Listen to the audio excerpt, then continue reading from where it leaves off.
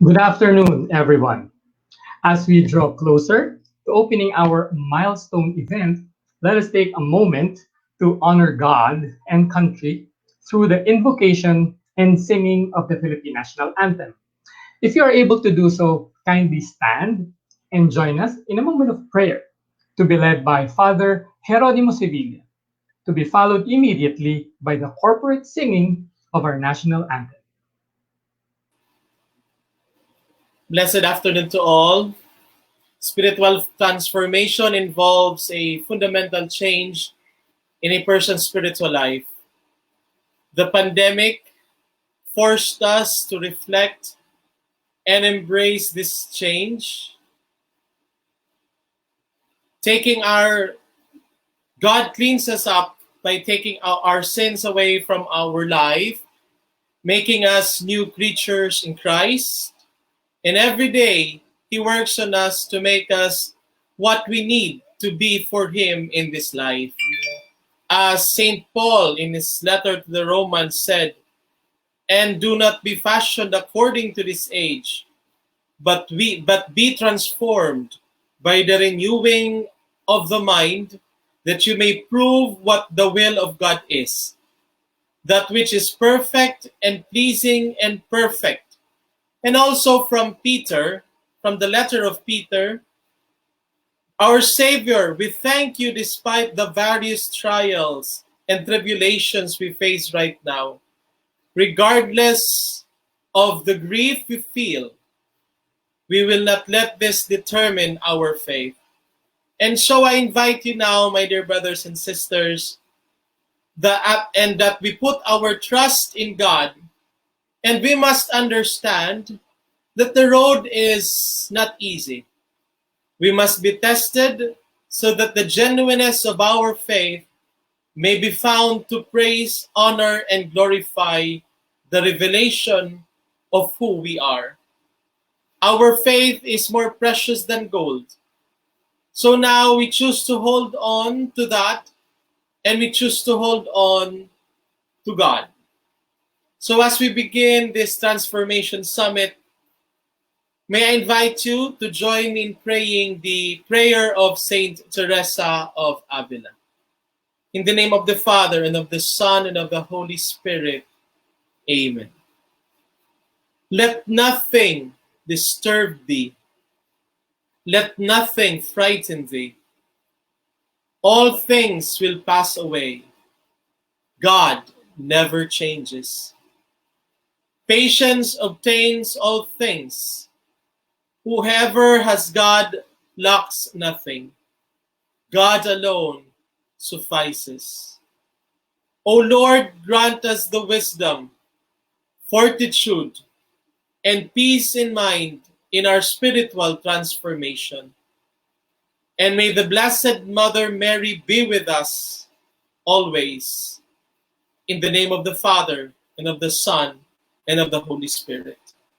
Let us glorify God altogether by saying, "Glory to the Father, to the Son, and to the Holy Spirit, as it was in the beginning, is now, and will be forever. Amen." In the name of the Father, and of the Son, and of the Holy Spirit. Amen.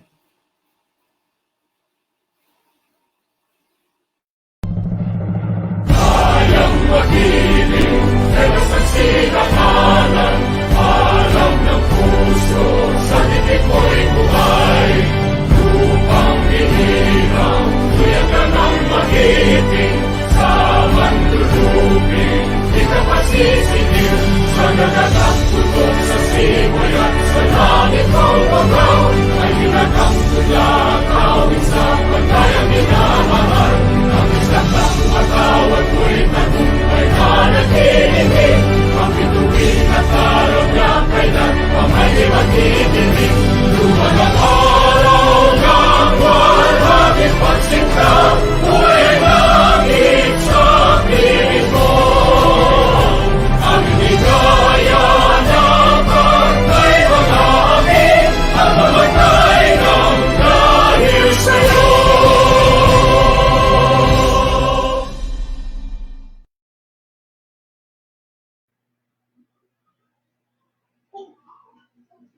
Thank you for your participation.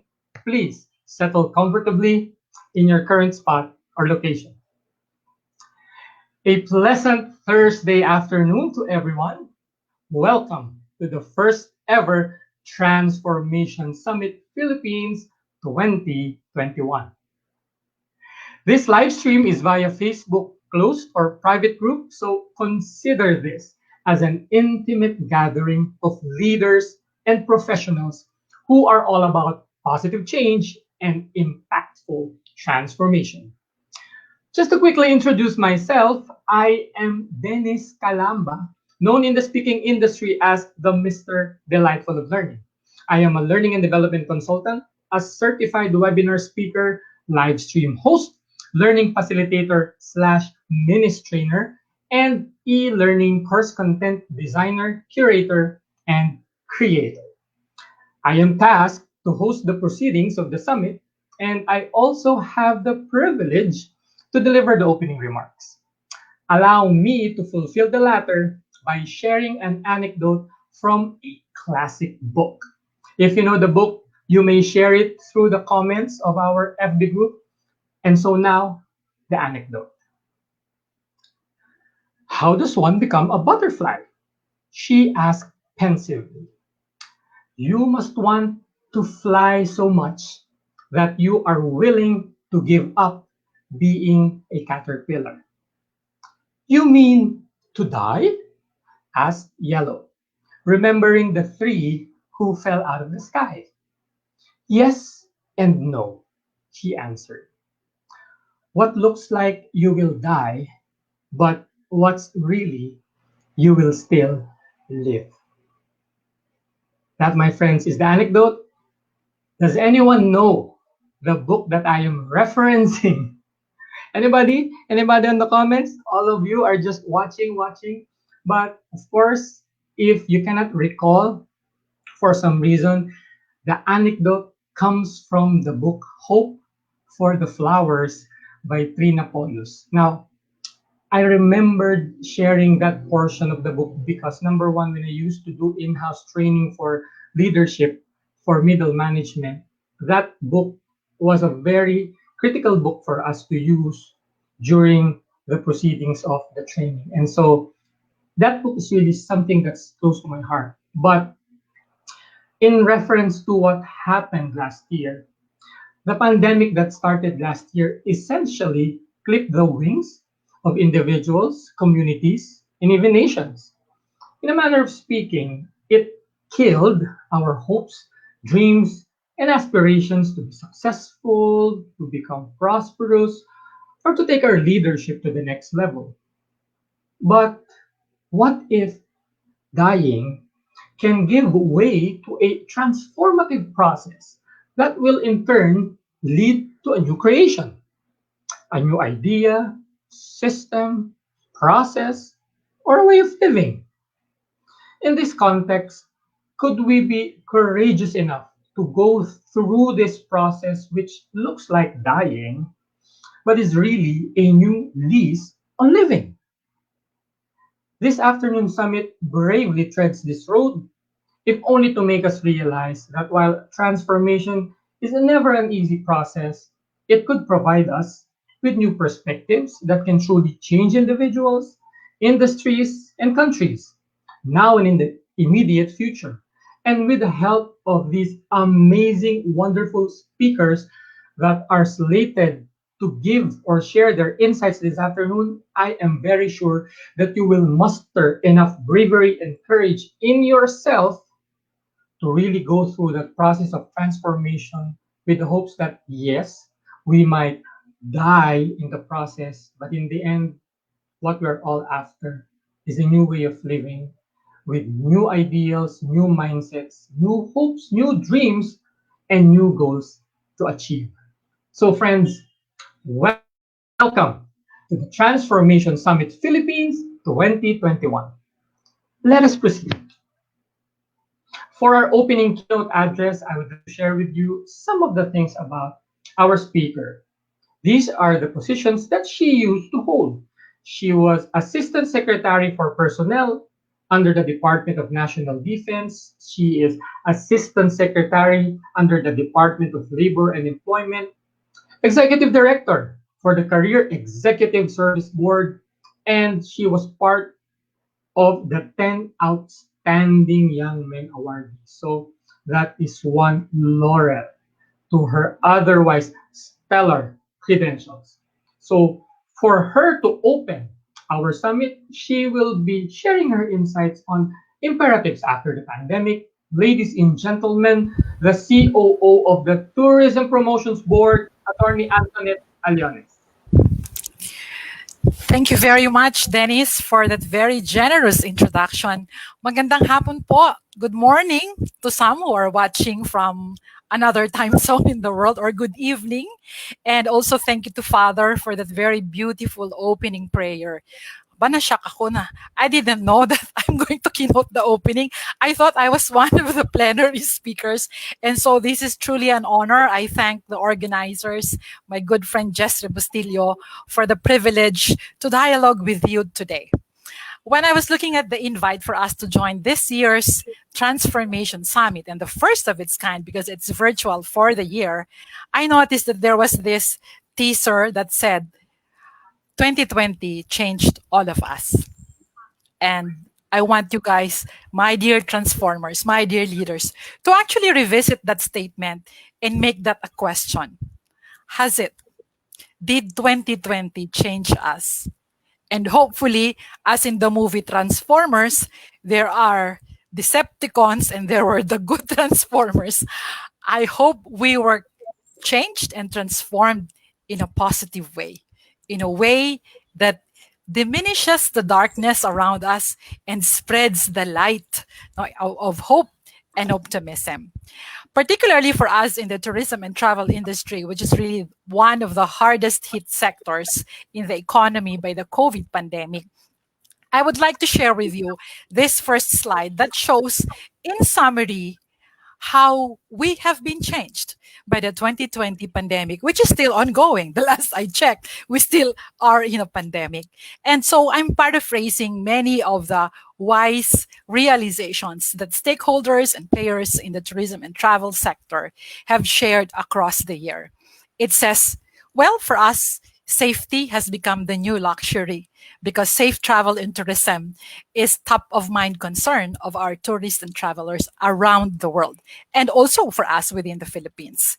Second, data is the new oil. Okay, we have always had information, but last year we really were compelled to mine the information that we had into usable data and put them to good use so that we could be assisted in developing programs, in formulating policies that better respond to the needs of our stakeholders and clients, meaning our travelers or tourists.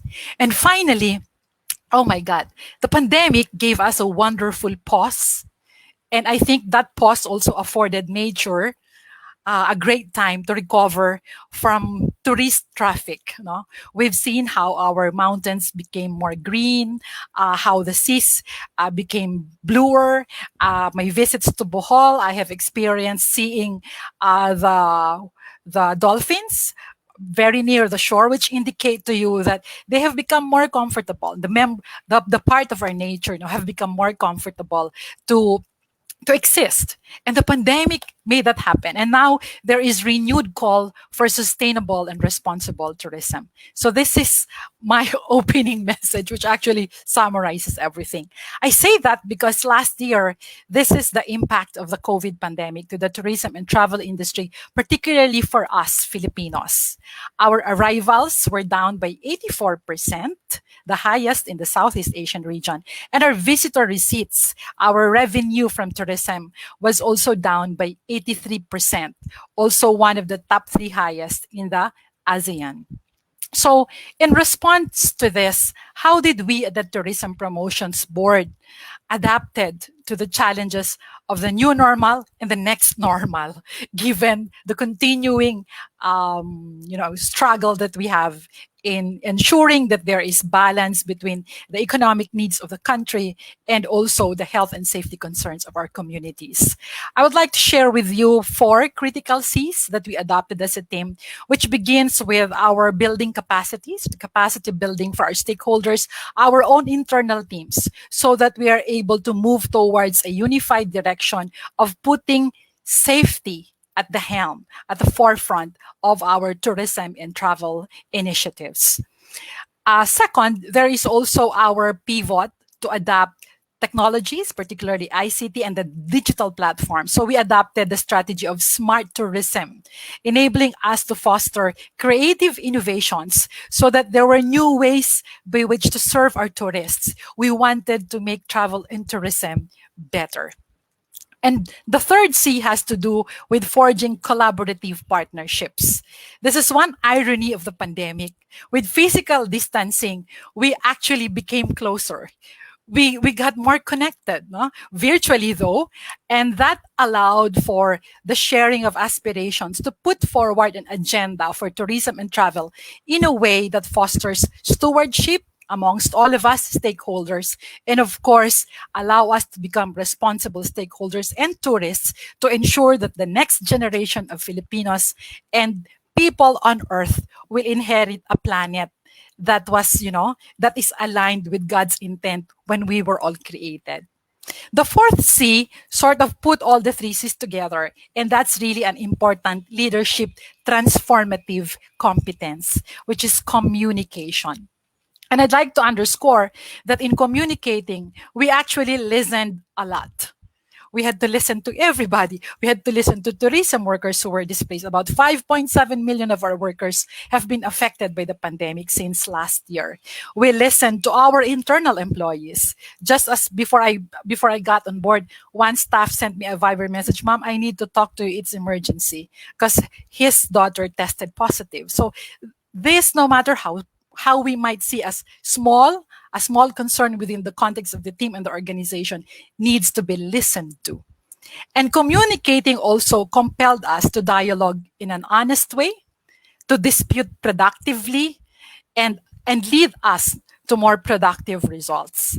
All this because, of course, in the Philippines, travel is more fun, but with a new safety concern in mind, we also wanted to ensure that travel will also be safe. The following slides will show you examples of how we did this, like for safe tourism.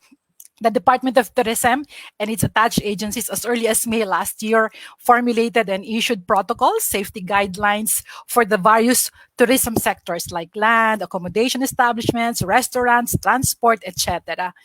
And then for the adoption of smart tourism, we optimized technology by actually supporting local government units. So you see, for example, here in the Baguio example, we have funded the Visita, the Visitor Information System Management of Baguio.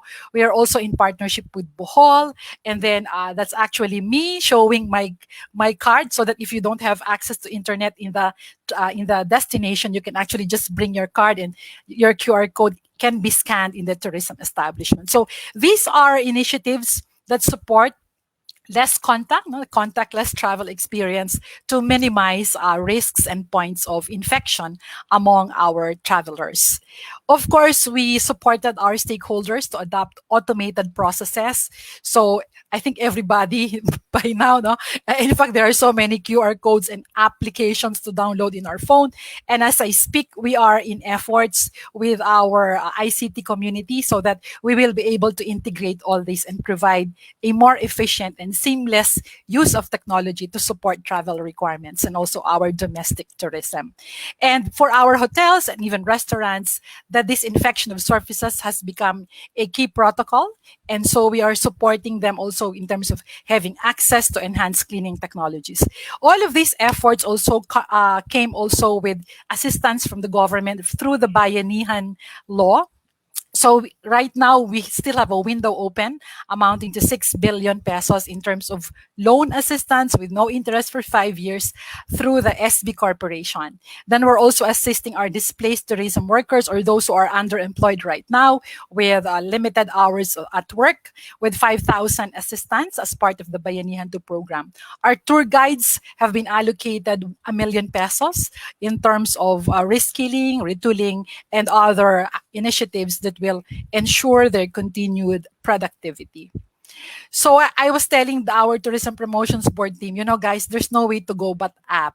And so last October, in partnership with a local company, we developed and launched the Travel Philippines app, which is the official guide to all the protocols, the information, and the different destinations that have reopened within the country. This is an easy hub for information for those who are wanting to travel. Of course, early last year, in the lockdown, in April, particularly when we had the Holy Week, so we ventured into staging virtual tours, the augmented reality videos, and we also assisted our tourism officers in the various local government units in terms of being able to do digital marketing. Okay. Internally within the TPB, we pivoted our institutional events. We took the courage to stage a first in the world, the hybrid Philippine Travel Exchange last September 2020. That was a first in the world. And for the Philippines, this is the largest organized event by the government. It actually exceeded prior year's participation. The same thing happened with our MICE-Con, the MICE conference, which happens in October. And this year we did it purely virtual, and we had a record more than 1,000 participants. So, and again, the irony of this pandemic is that while we were apart, but we were able to reach more in terms of our stakeholders and the players in the industry. We also staged the regional travel fair virtually that gave, direct access, although online, to many of our partners, the sellers of products, and those who usually attend the fairs to our potential buyers. The last point about sustainability being the new sexy. As responsible stewards of God's creation, I personally subscribe to the notion that, I became COO of TPB in February last year, just when the first case of the transmitted COVID case was confirmed for the Philippines. And I thought, God, why did you bring me to TPB when I cannot promote? Because all over the world there were lockdowns and borders were closed. But again, the pause afforded us by the pandemic also brought us gifts. And the gift of realizing that there is no way also to go but through the sustainable way of doing travel and tourism is now a renewed and shared aspiration and advocacy, not just within the country, but across the world. Within the country, we are assisting our regional offices for the DOT to do product development and redevelopment so that we can calibrate them and ensure that when we fully reopen, we will embark again on traveling within the country as responsible tourists. I close with this slide with a borrowed phrase by Mr. Yui that says, we begin by serving our own needs. And this is very important for us transformers, for us leaders. We cannot pour from an empty cup. So it is important that we begin by taking care of our own needs, being aware and doing something about our own needs as leaders. Then we journey on by serving the needs of others. And that by doing so, we end by serving the needs of the whole. And that's when the journey is complete. And I venture to add, the journey is also made meaningful, fulfilling, and satisfying when we do that all aligned in the effort that we contribute to making alive and present God's kingdom in our midst. Thank you very much. I wish you a wonderful, fun, and safe Transformation Summit this year. God bless you. Keep safe. And when we all can travel again, we are ready to have you. Thank you very much, and God bless you all.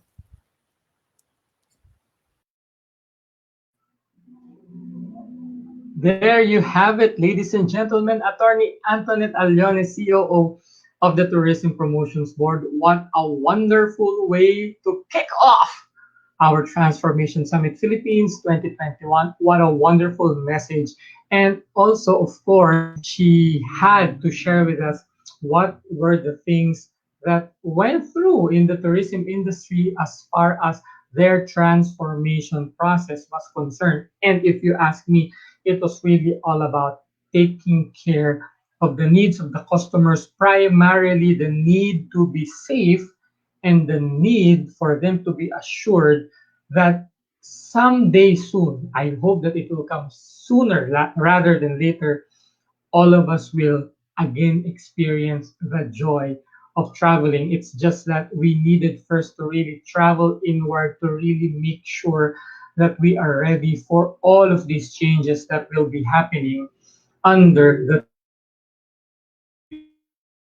But more than that, happen the world over as we really try to manage and deal with this ongoing pandemic. So, ladies and gentlemen, that was Attorney Antoinette Aliones from the Tourism's Promotion Board. And now we proceed to yet another aspect of transformation. This time, it's all about leadership. Now, this person is very familiar to me. I am very sure that if you've been watching live streams on YouTube and on Facebook, this guy would be one of the people that probably is not really overexposed, but really has his share of exposure, specifically because he is host of the show in the new channel, which is all about the big picture, and he was the pioneer host of that channel. And of course, this afternoon he comes with a very specific message, and along with it,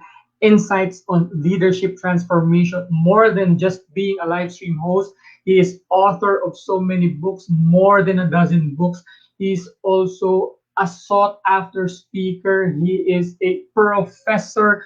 He is also, very adept in sending relevant messages through his keynote speeches. And on a personal note, he is really enjoying his time now as a proud daddy to a very cute child. And so this afternoon, to really share with us his own experience when it comes to leadership transformation, I give to you the framer of the intentional transformation framework. He is Sergeant Lloyd Luna.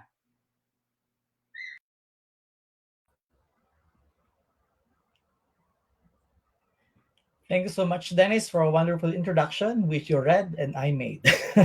But everyone, thank you so much for coming and for joining us because this is a very special day, January the 21st, 2021. And to have organized this kind of event with the help of friends in the industry, leaders all across different industries, I'm honored to be part of this particular summit. Thank you so much, friends, for being here and for all your support. And this is also because my book, Transform or Perish, is being launched today. I'm going to just share with you two chapters of the book. And let me read, as my presentation today, what the book is about. Now, imagine this. You are among the best in what you do. You belong to the top of your industry and count among the finest in your profession. And you are sure you're way, way ahead in the game you have chosen to play in your life. You are unquestionably riding high in your business or may have just started the venture that's growing at gratifying warp speed. Or you are flawlessly on track, climbing the corporate ladder and are up for a much awaited promotion very soon. In sum, you're having the time of your life, and you are sure that soon you will have the freedom and the means to do the many wonderful things you have long dreamed about. Free to travel anytime you feel like it, free to move anywhere you want in the world. And then came the COVID-19 pandemic. Suddenly, the world careened to a stop. You yourself have been brought to a total standstill, shocked, terrified, woefully unprepared, staggered out of your wits. You find yourself totally inadequate to find a way out of this situation. You realize in great shock that there is no going back to the old days. For your world as you knew it has gone from reassuringly good to excruciatingly bad, even malevolent. The world at large has changed incredibly, and so has your own personal world. Like most everybody else, you tried to look for a fix, but you fell short of finding it. The quarantine period that you thought would only last for 15 days became a month, then 2 months, then 3 months, then dragged on through end 2020 until today. Almost a year now, and still there's no assurance whatsoever when and how this crisis will end. So you gradually have reconciled yourself with a new reality. And that new reality is that things are vastly different now, and you have to accept, adapt, and adjust to survive. You and I are fortunate that we are surviving the crisis, but definitely not without getting bruised all over. Worldwide, as the International Labor Organization tells us, a jaw-dropping 1.6 billion people have been left without jobs as of May 2020. In the Philippines itself, 7.2 million employees and workers had been left jobless by April. The governments had to distribute food and money to people for them to survive. Thousands of businesses, big or small, had to be bailed out or had filed for bankruptcy. Some have even closed for good. Schools locked down, students and teachers found themselves in virtual classrooms. Parents became teachers, teachers became learners, churches closed their doors to the faithful and have even jumped into the commercial mode of live streaming their religious rituals. In an instant, the world and mine, or your world and mine, has been horribly transformed into what shape or form, ultimately, we still have no idea or no way of thinking. Certainly, many communities in our midst and elsewhere in the world have been shattered. They were turned into almost into rubble by the pandemic's unthinkable destructiveness. Such devastation, along with the overwhelming disappointment and frustration the pandemic has engendered, made us question ourselves and shook our entire being to its very core. It challenged us to revisit our character, our philosophy, our beliefs, our perspectives. It forced us to dig deep into various aspects of our humanity, our biases, our preferences, our ideals, in fact, everything that makes us what we are, and to do excruciating rain checks on ourselves. Some leaders turn to old leadership playbooks to see if there's something in there to help them lead amid a crisis of this magnitude. Some of them simply move forward and try to figure what might work later. They too began doubting their ability to lead. They began asking themselves this hard, gut-wrenching question: how do I lead now? As we struggled individually at home and professionally in our virtual workplaces, we also began questioning ourselves, our inner desires, our fondest passions, our strongest interests. We desperately wanted to know whether what we are doing still matters to the world. That, at the moment, just needs only the barest minimum of safety, shelter, and sustenance. We started making a big distinction between so-called essentials and non-essentials, as if only those in the essentials category will survive, and that such a trend will last forever. We now know that it really isn't true. For some who still don't believe it, it's only a matter of time before they believe it to be so. From the boardroom to our living room, from the meeting room to our bedroom, from the clerical table to our dining table, we wrestled with ourselves to adjust to the new reality of having to work remotely. We led and managed our people from a distance without knowing precisely what to expect. In our own case, we generally delivered. We got the job done. But is this going to be only for the moment and not for good? Admittedly, all of us are in for a serious setback. But in my case, rather than looking at the negative side, I tried to see through it using another lens. I saw something else. In my February 2020 column in the Manila Times, I wrote about what I saw. After every setback is a comeback. I always believe in working more on what was left than what was lost, and to find yourself again in times of losses and misses.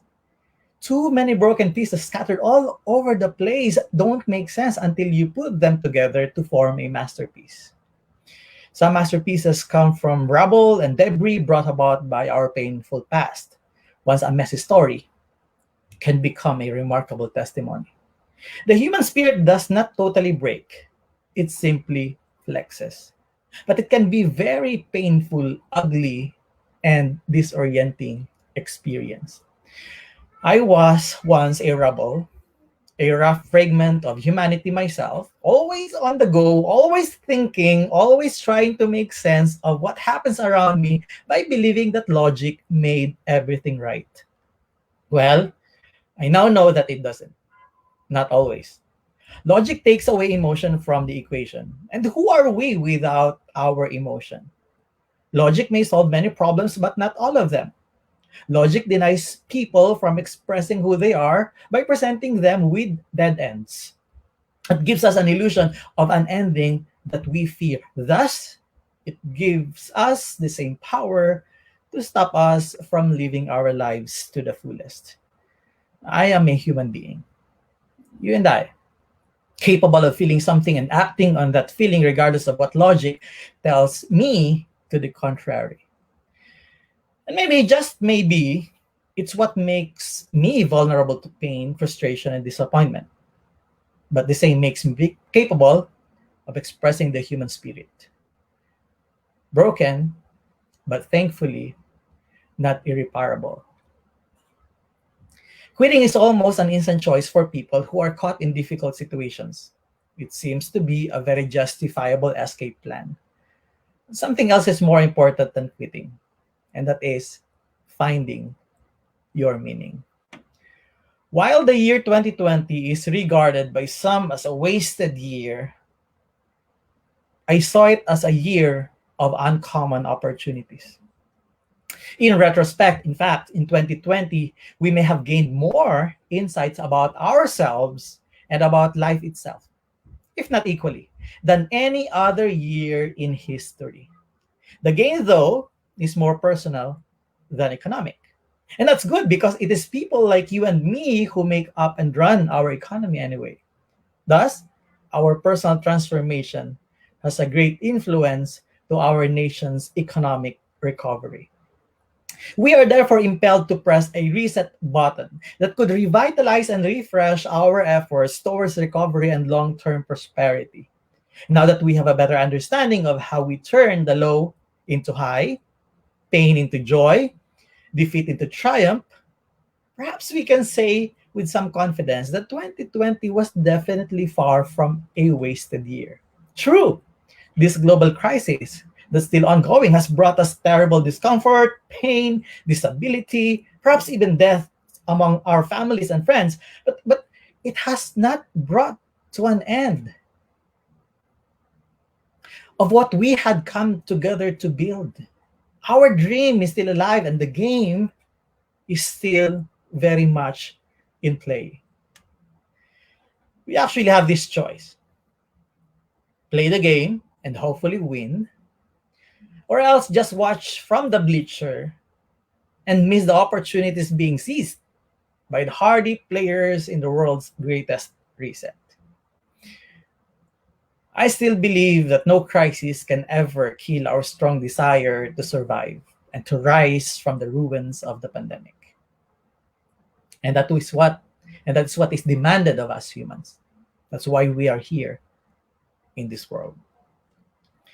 The still raging pandemic could delay our recovery process up to a certain level, but it cannot deny us the path we are taking to get on with our lives and aspirations, the actions and engagements we want to pursue, and the people we want to take with us in our journey to recovery. In the end, we really would lose nothing. We simply would get transformed by the pandemic's relentless disruption of our lives. Thank you so much for your time.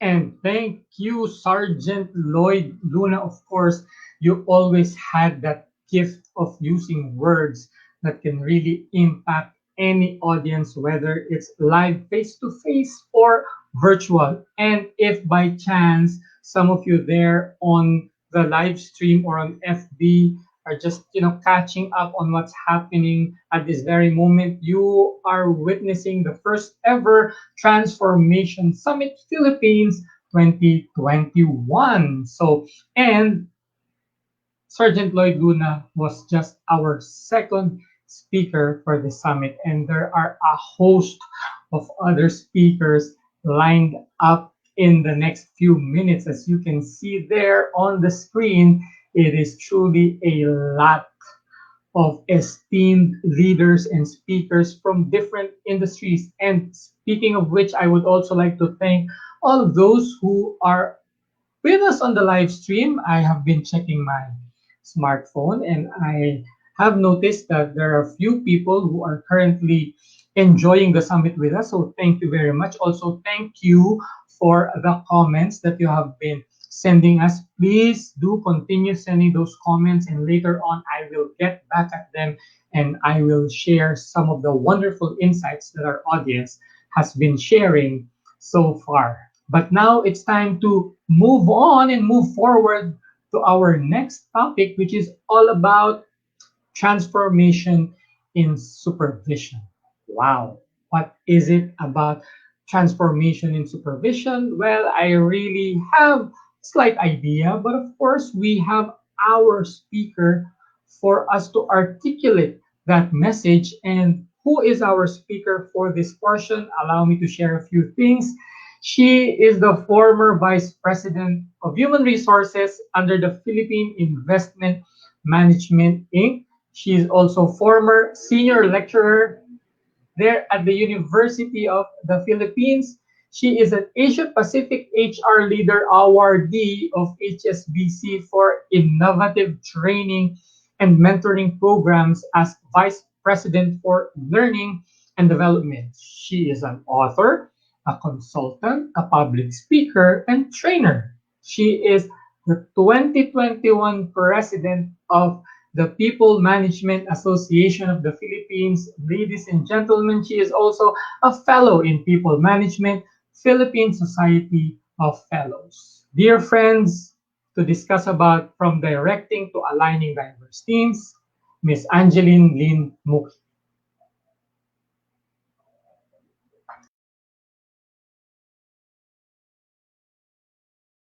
Hello, everyone. I'm so happy to be with you here today as we talk about the topic of transforming teams from directing to aligning. This is Lin Muki, 2021 President of the People Management Association of the Philippines. Great things in business are never done by one person, they're done by a team of people. And as leaders, we know this. Over and over again, as we look at our experiences as leaders, we know that the best results that we've delivered have been in those situations when we had a great team made up of people who are aligned towards a common purpose, fueled by the drive and commitment to achieve the goal that they've set out to do. And these are people who are coming from a sense of growth and well-being. When we look at productivity drivers today, growth and well-being has been key to make sure that we have a culture of resiliency in our workplace.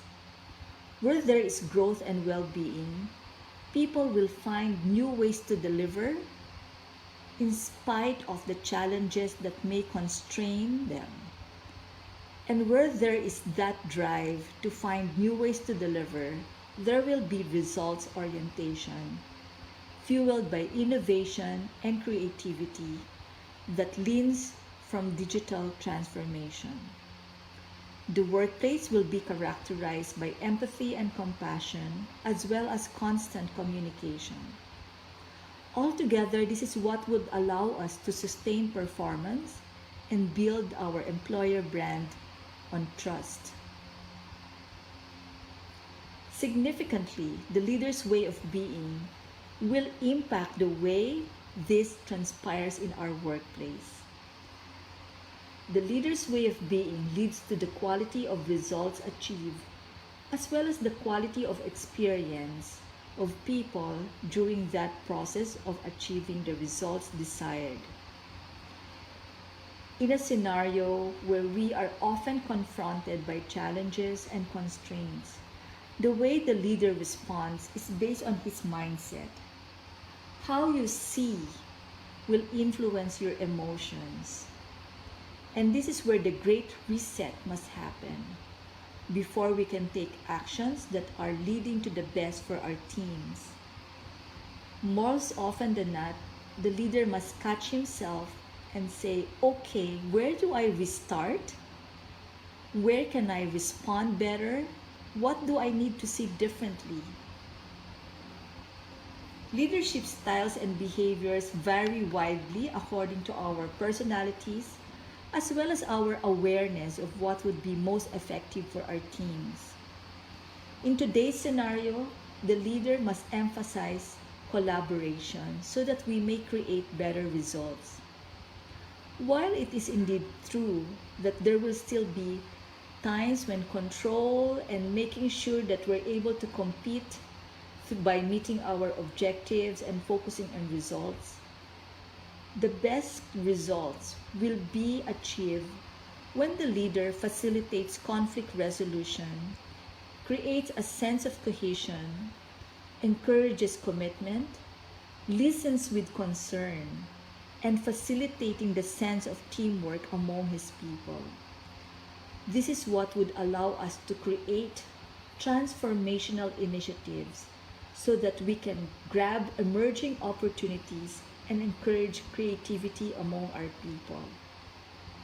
This is a time when the leader must stimulate original thinking, seeing the future first, and inciting a revolutionary way of thinking so that we are no longer contented with simply directing our people, telling them what to do. But what we want to do now is to harness the energies and the creativity and talents of our people so that we create the best results. 2021 is about recovery. The crisis is far from over, and this is a year when we look at rebuilding as our way to sustain our organizations. The recovery scenario requires more coaches. It has been said before that the leader should simply be somebody who is authentic and inspiring, not just as a manager, but making himself accessible to his team members as a coach as well. Coaching becomes the new mode of leading our people.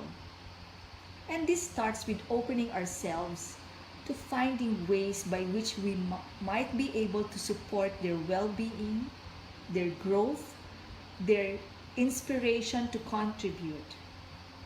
This is something simple that we can ask our team members regularly. Just ask, hey, what support can I give you today? What support do you need for your well-being?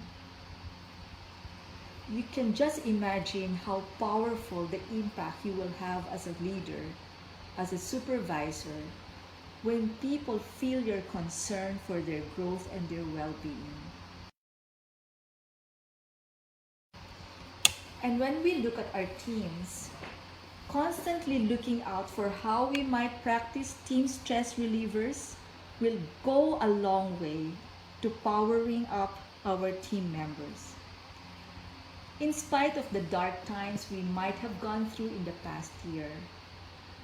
Dig deep and let happy memories uplift your spirit. Let the good times of the past inform your future.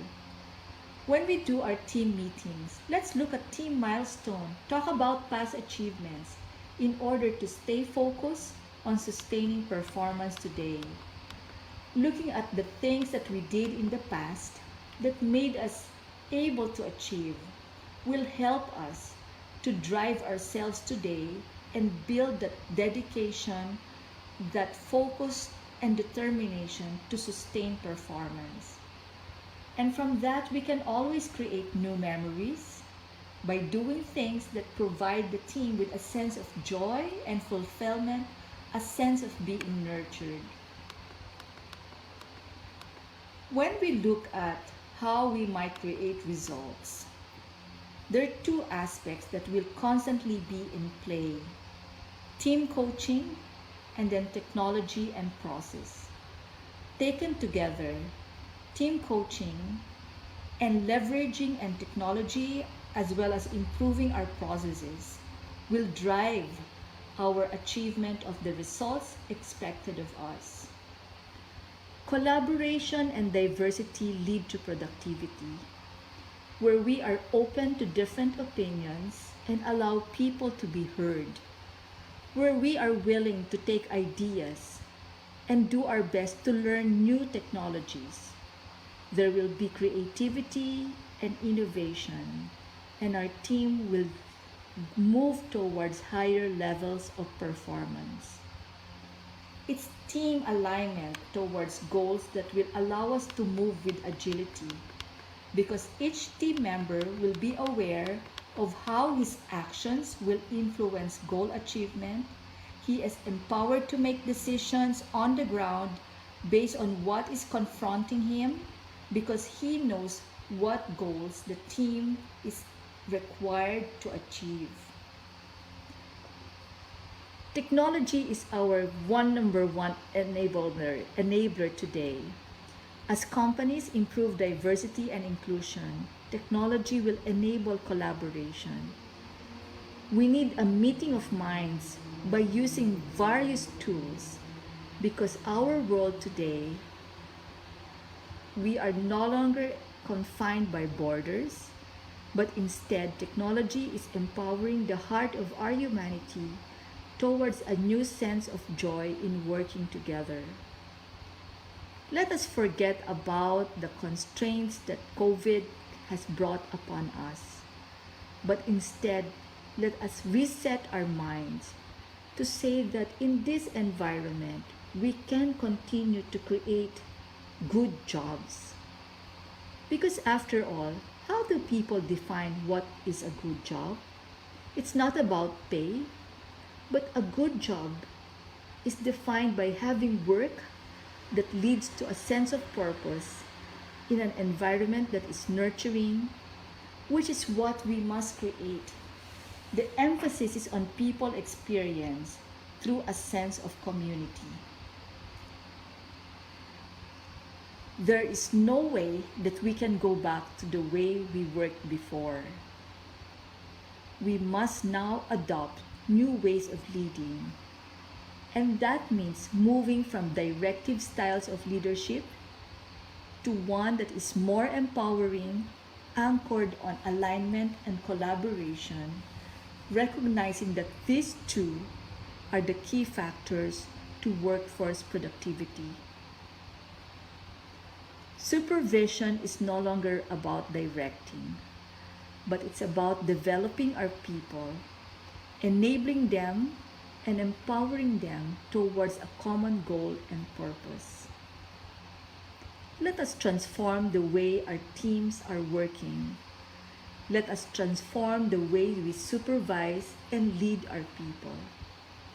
Because together, when we transform our teams, when we transform the way we lead from directing to aligning, we will create a new world of work where people are empowered, aligned, fulfilled, and experiencing a new joy, knowing that together we can achieve and together we will create a better way, a better world of work today. Thank you very much. I hope I have inspired you to work towards transforming your teams from directing to aligning as leaders in the workplace today. Once again, this is Lynn Muki, 2021 President of the People Management Association of the Philippines.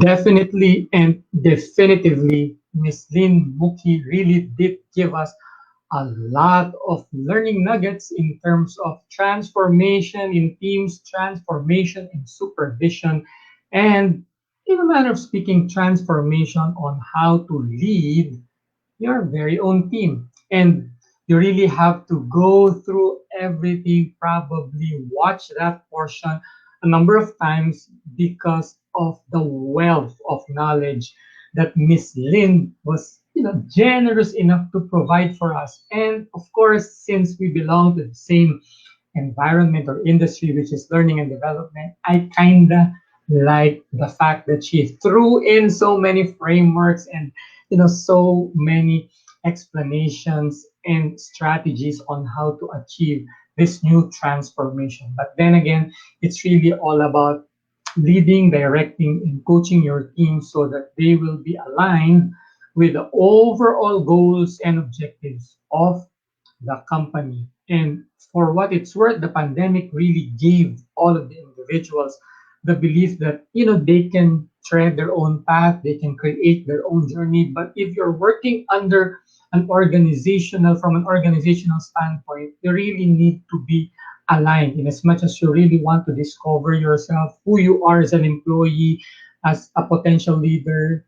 The incumbent or the current leaders should be able to manage or lead, coach all of the team members in order for them to just stay on the course until such time that they will have their own opportunities to lead and transform their respective teams. So again, Ms. Lynn Muki, thank you very much for sharing your valuable insights on the topic. Ladies and gentlemen, you are still watching the Transformation Summit Philippines 2021, and we will now be proceeding to another aspect of transformation, this time transformation in people. And this speaker is not alien to me. He is very familiar just because we share some some organizations or some communities. We both belong to similar communities, but allow me to share some of them with you right now. But of course, he is a trustee of the Philippine Council of Associations and Association Executives. He is a former chairman of the Philippine Society for Talent Development, PSTD. He is past president and fellow under the People Management Association of the Philippines. He is currently a host under the new channel. He has his very own live stream, which is called HR Hotline. So, friends, he will be discussing or sharing this afternoon from knowledge workers to novel producer. Ladies and gentlemen, we have none other than the President of the Philippine Association of Professional Speakers, Mr. Jesse Francis Rebostillo. Ladies and gentlemen, it's a wonderful afternoon, and I'm so glad that you are with us in this Transformation Summit because we are all in it. Right, Dennis? Thank you. I just finished my seventh episode, fifth season of the HR Hotline earlier, but I cannot say no to Lloyd. So here I am going to give you some thoughts, insights on the evolution of the worker, meaning us. The COVID 19 pandemic forced us to embrace change, be agile, and quickly pivot, adapt, and catch up with the new normal. Actually, we are in the advent of the fourth industrial revolution, but it was hastened by the pandemic. Just like now, allow me to share my slides and because bear with me because yes,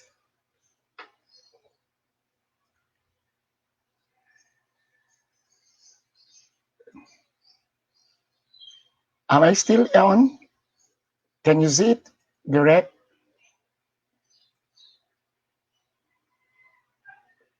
Okay.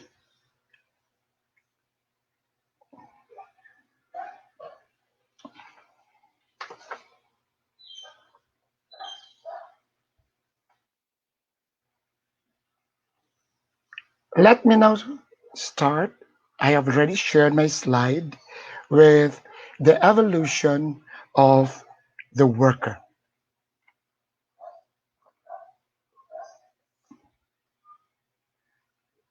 Our workers are actually evolving and addressing the demands of the commerce and industries, learning new competencies, growing with the exponential change, and transforming mentally, socially, spiritually, emotionally, and physically.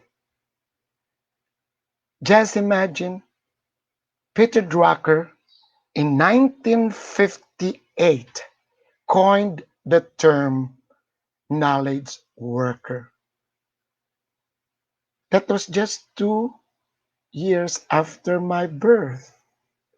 A knowledge worker is a skilled worker, works on planning, acquiring, searching, analyzing, organizing, storing, programming, distributing, marketing, or transformation and commerce of information using acquired knowledge. We have been developing knowledge workers because we teach, insist, and force even our manual workers to be upskilled, and they are expected to be autonomous and to use and be updated with information and technology. Now we are honing digital talents. Like me, I am 64 and I'm enjoying this StreamYard. Just imagine this is success. I was able to share my slides. I know it already in Teams. I know it already on Zoom, on Google Meet, now on StreamYard. See, we are honing digital talents where we are tasked to lead and empower them to learn how to use technology. Again, be agile, empathetic, and collaborate with machines and systems. We are in the age of learning workers. These are workers are with education and advanced training. And what sets them apart is their knowledge of how to learn. So we are not actually imparting to them what to do. We are now empowering them how to learn. Instead of having a set of specific skills, learning workers have the skills to learn as they go, adapt and apply their learning to new situations and issues using digital technologies. Just like my kasambahay, Jojo. Jojo is the one teaching me Mobile Legend. A month ago, they were teaching me TikTok. And I am wondering, asking them, how were you able to know all of these? These are high school undergrads. And Chevy told me, sir, you just follow instructions. Yeah, I can read it. I can follow instructions. And you know what he told me? You just don't have the patience to follow. So they are now what I call learning talents. Chevy is now cooking gourmet dishes by just, I was the one who told him, looking at YouTube. I had a wonderful lunch and nobody taught him. We must. So, who is the talent in the new normal? It's the novel producer.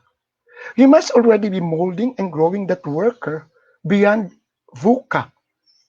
And you know what VUCA means?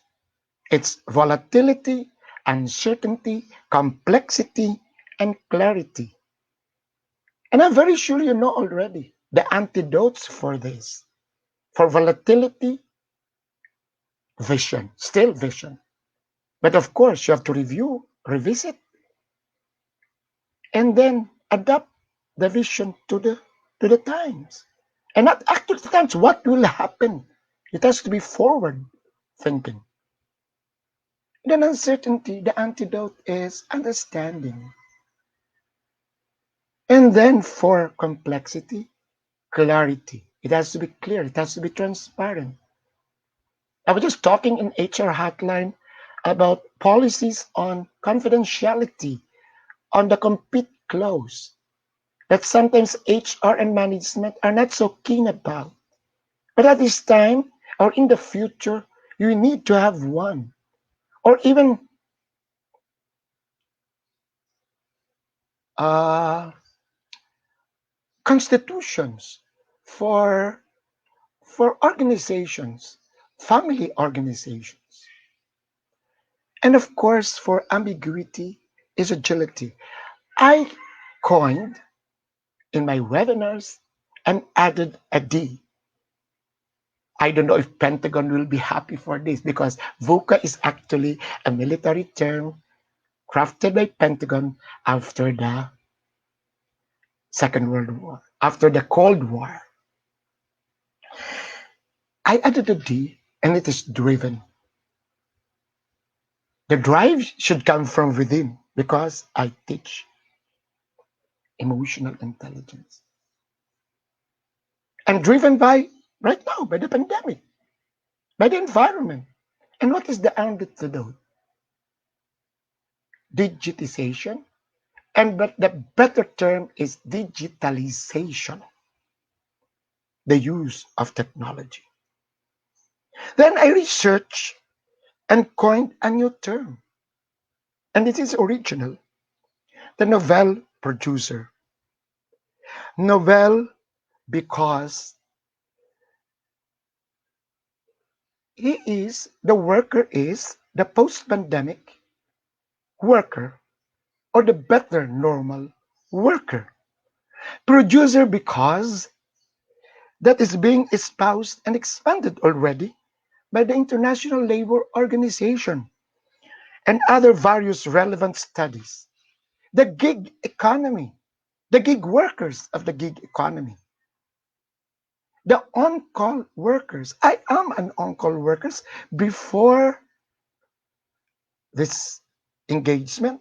I got a message from a friend if I will be available for a talk mid-February.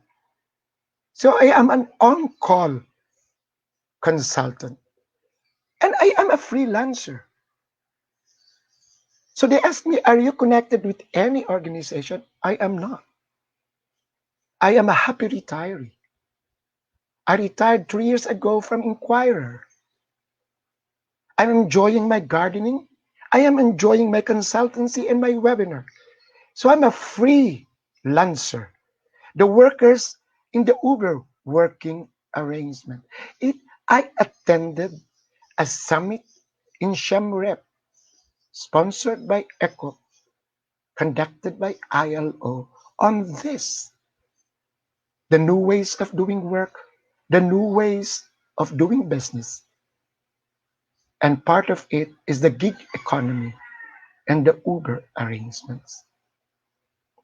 The novel producer should learn the workers' future competencies, and these are cognitive flexibility and learning strategies, technology design and computational thinking, emotional and social intelligence, creativity, originality, and initiative, critical thinking, and analysis.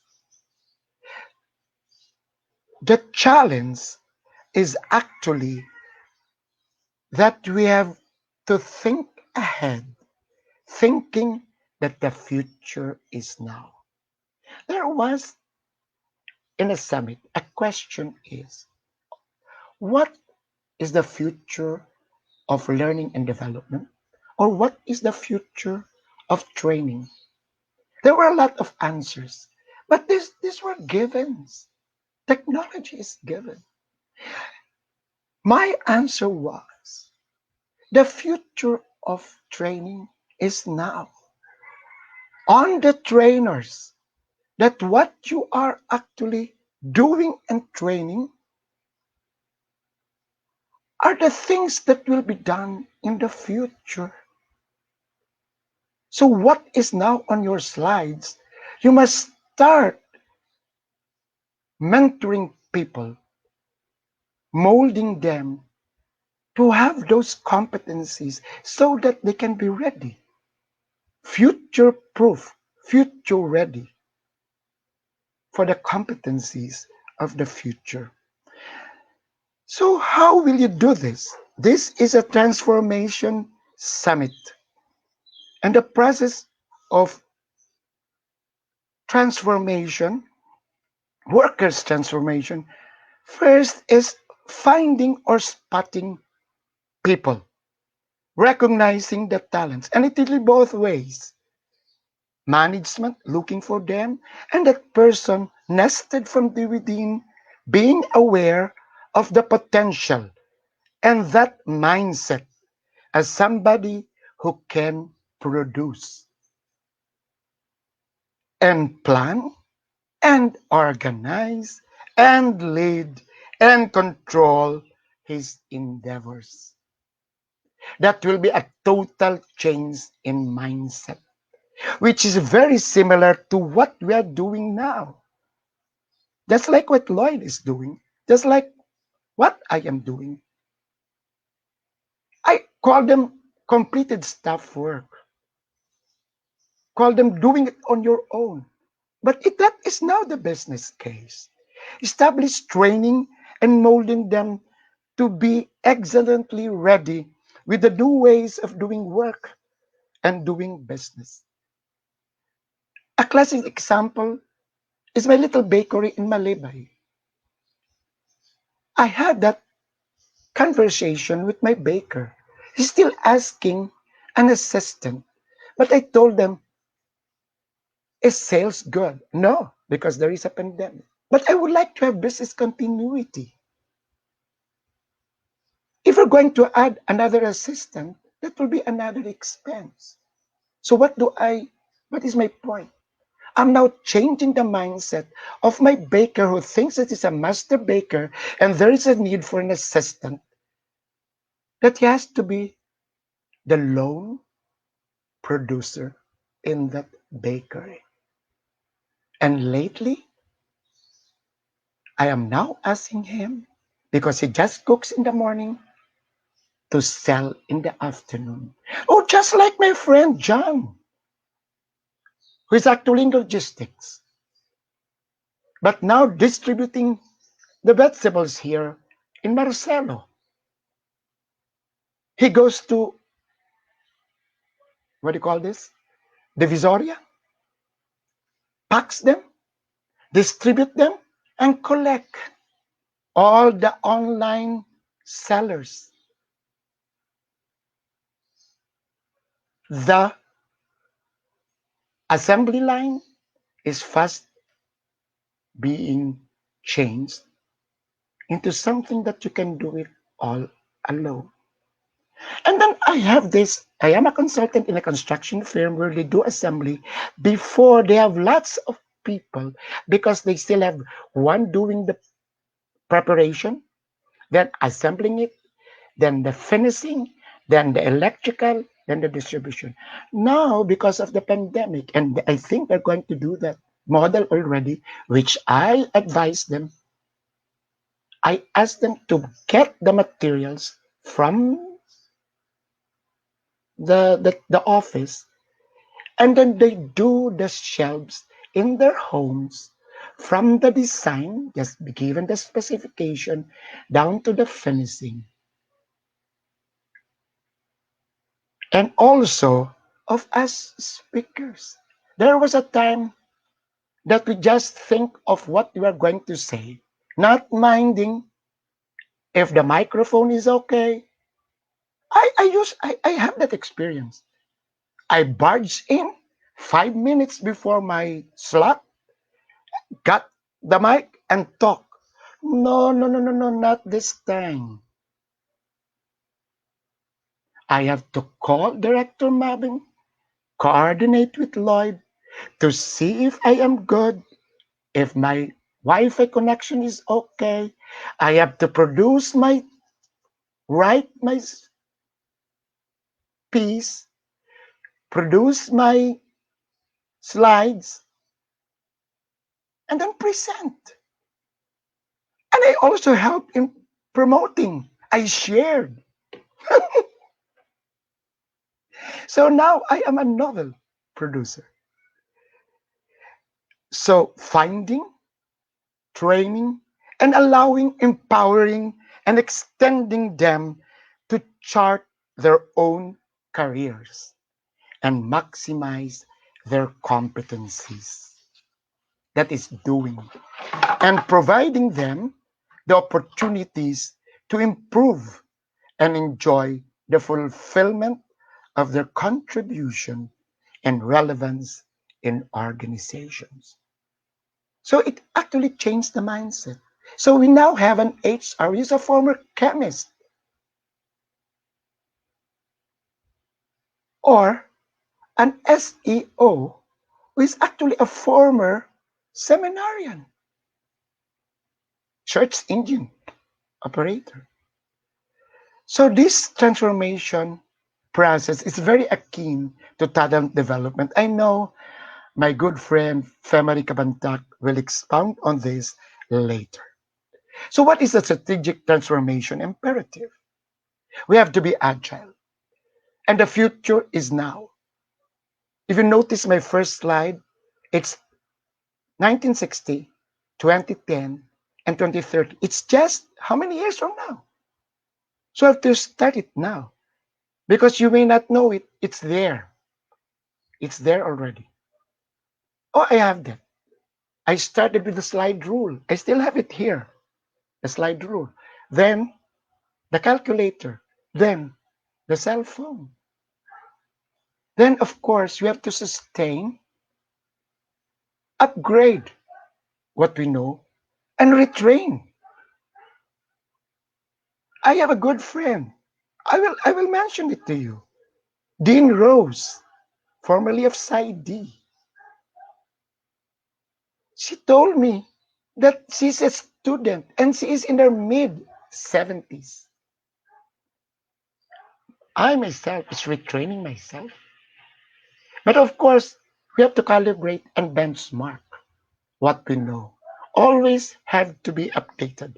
So develop that digitization ethics strategy because it's available. We can use it and we can learn it just like my kasambahays. But somebody should guide us on what are the ethics in using that. And reimagine. skills development. Of course, we cannot go back to what we were doing before, but we're going to reimagine what we are going to teach them following the competencies. You have to start with the competencies that the workers must have. And of course, digitalization. But this is continuing because the systems, the applications, the appliances are improving. It becomes obsolete. There is obsolescence. Then we have to build that culture of transparency and innovation because that is needed. If you are now going to be the novel producer, you must have that culture of creativity and innovation, of the thinking, design thinking, of critical thinking. Then you have to reinvent your roles of leadership and collaboration. It's alignment as mentioned by Lean. And of course, the use of technology to access jobs. So, ladies and gentlemen, the only thing that is constant is change.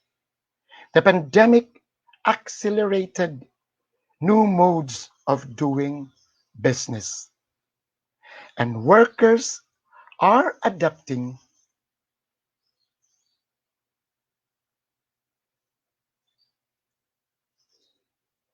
Okay, are adapting. I would like to be seen in the screen, director. Okay, and workers are adapting to what is expected from them from these new models. That includes me and you. There is need for them to be mentored. And that includes me and you to transform. But before we transform, following the mantra of the Philippine Society for Talent and Development, we have to learn. Then we have to grow. Then we have to transform.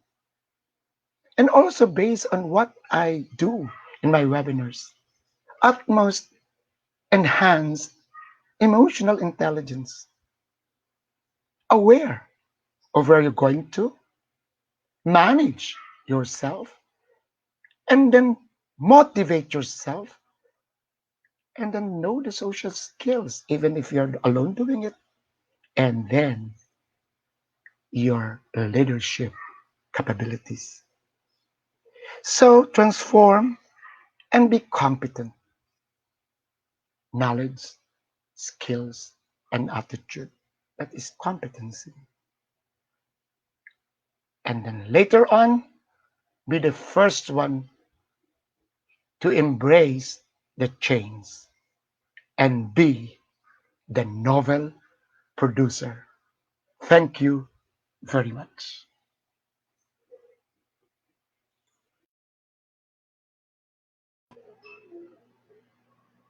Thank you very much. Of course, that is Jesse Francis Agustillo, the president of the Philippine Association of Professional Speakers. And as expected, what a wonderful sharing of insights under the topic of transformation in people.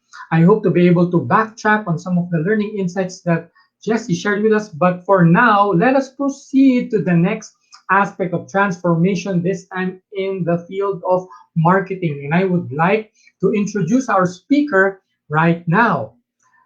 In 2012, all the way up until 2020, she was board member of the Bank Marketing Association. Last 2014, she became the president of the Philippine Marketing Association. Also in 2015, all the way to 2020, she was board of trustees under the Philippine Council for the Advancement of Association Executives, and during the time of 2016 to 2018, she was Secretary General under the Marketing Institute of the Philippines. But currently, she is the President and COO of Avanza Philippines. Ladies and gentlemen, welcome to the Transformation Summit Philippines 2021, Ms. Yayu Javier.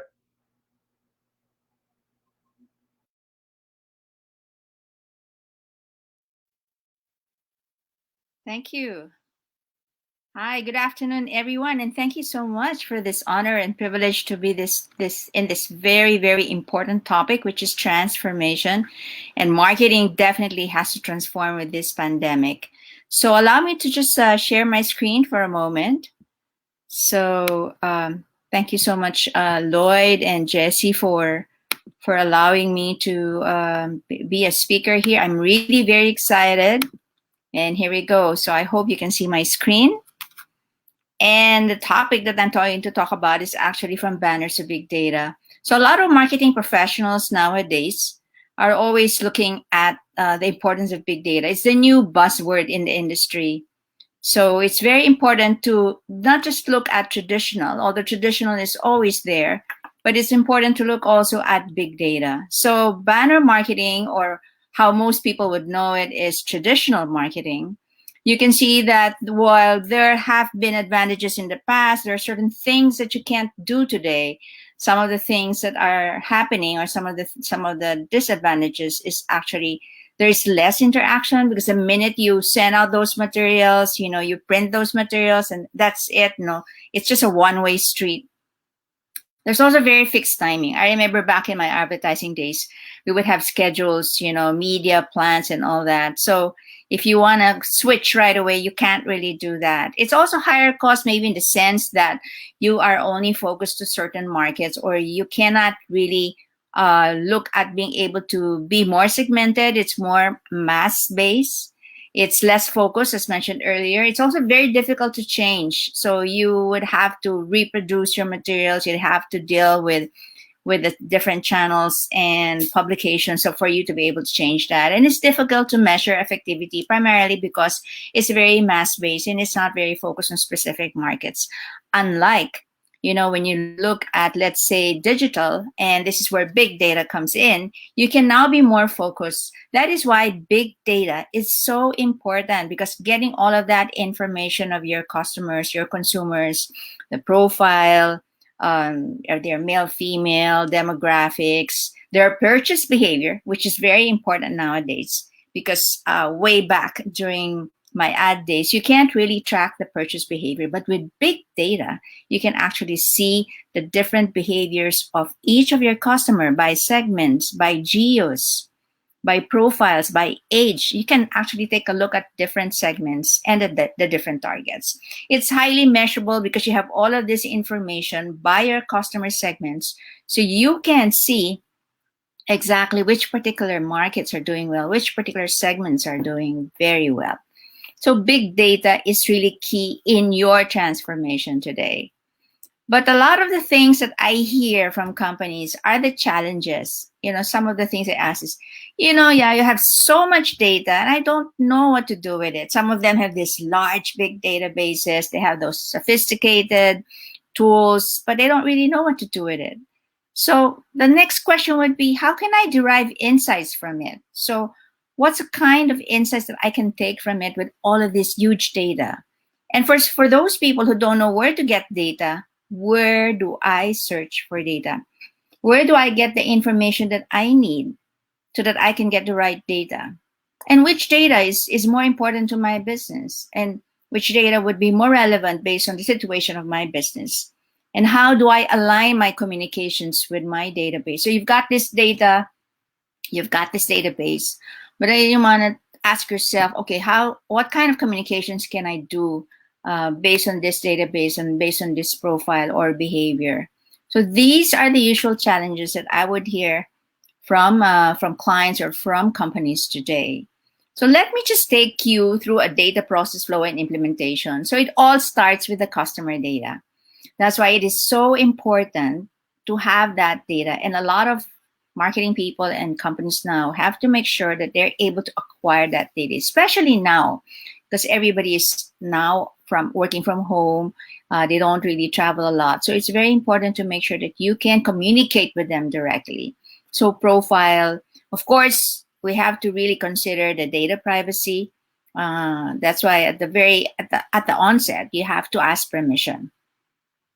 Then second is what a lot of new gurus will talk to you about is the customer journey. Well, that's the whole new discussion that we can probably discuss later on. But customer journey is really the touch points from the moment that they search for the product, when they go, when they Google it, when they go to the internet, from the time they actually buy the product, or they search also, of course, feedback, the influencers and all that, up to the time they buy the product, up to the time they hopefully become your brand advocate. So customer journey is very important. Then you look at the transaction. So if you have the capability to be able to gather that information, whether from POS or if you have a loyalty system, which is great, you can take a look at which particular customers are buying, which SKUs, where they're coming from, where they're buying it, when they're buying it, the timing. What is the basket analysis? What are they buying it with? What are the stuff that they buy with? Do you get any feedback, which is very, very important nowadays? You need to have a direct communications and get feedback. And then you have also research. So you can ask questions, find out their experiences and how they're doing and what they like, what they don't like in terms of their experience, dealing with you, dealing with your frontliners, or dealing with your after sales. All of this information now goes down to your data, which is really the analytics. There are a lot of analytics tools, but it's very important to select the right analytics tool so that you can actually use those to be able to come up with great insights. And all of these, when put into practice and implementation, is your operations, and that's how you do your communication. So you fix your operations first to make sure that you are able to deliver the right experience. So if you want to delight your customers, then you communicate with them. You tell them, okay, we have this promotion and all that. But then when they go there, the frontliners don't know that there's a promo or your stocks are not there. So the operations and the marketing will have to make sure that they really, really work together. Okay. So with that, let's move on to building blocks. So when it comes to data and big data, CRM is a very, very crucial tool to take a look at: customer relationship management. But before you do anything, the first thing you have to do is to determine what your objectives are. So for instance, you want to increase your acquisition of customers, you want to improve the retention of your customers, you want to improve the experience. So from there, then you come up with your strategies, which are all your marketing strategies in terms of your campaigns. Then you define your customer experience. Customer experience is so important. I'll give you an example. For instance, Steve Jobs wanted to make sure that they would produce the product that would create the customer experience. But he said that customer experience will have to come first before you create the product. So he wanted to create a product that will empower consumers to become more innovative and will empower them to become more creative. And then from there, he developed the product. So it's the other way around. You define first the experience, then you define the product. And with the product, he made sure that it fitted the customer experience well. He made sure that the way it's presented in the store, how the stores look like, etc., and all that stuff. So then you develop the organizational process, the manufacturing, the distribution, the pricing, the campaigns, and all that. And from there, you derive insights from the experience of your consumers. But of course, from the insights, it goes back to determining what are the things that we need to improve on. So you go back to your objectives, then you go down to your strategies. So this is a very basic building block of CRM, which is the soul of and banking on database and banking on data analytics. So one of the questions you probably want to ask is, where do I get my data? So there's POS, there's surveys, there's interviews. You can also have your frontliners who are really talking to your customers. You have to look at social listening tools, and a loyalty program is one of the best way to get your data because you have everything in there, your profile, your purchase behavior, and all. So these are just some of the examples where you can get your data sources. Now, another thing that I want to share with you is the importance of looking at surveys and CX metrics. For instance, one is a net promoter score. A net promoter score, for instance, will help you determine how well or how how excited are your customers willing to recommend you to a friend. So if you high net promoter score, then that's great. The other thing is the customer satisfaction score, which is really very common. But what you have to really make sure is that you make it very easy for them to answer your CSAT or your satisfaction surveys. Then this is a great way of finding out how they would rate their product experience. You can also break it down based on certain touch points from the time they, for example, get out of a restaurant, or an after sales service is something that you can take a look at.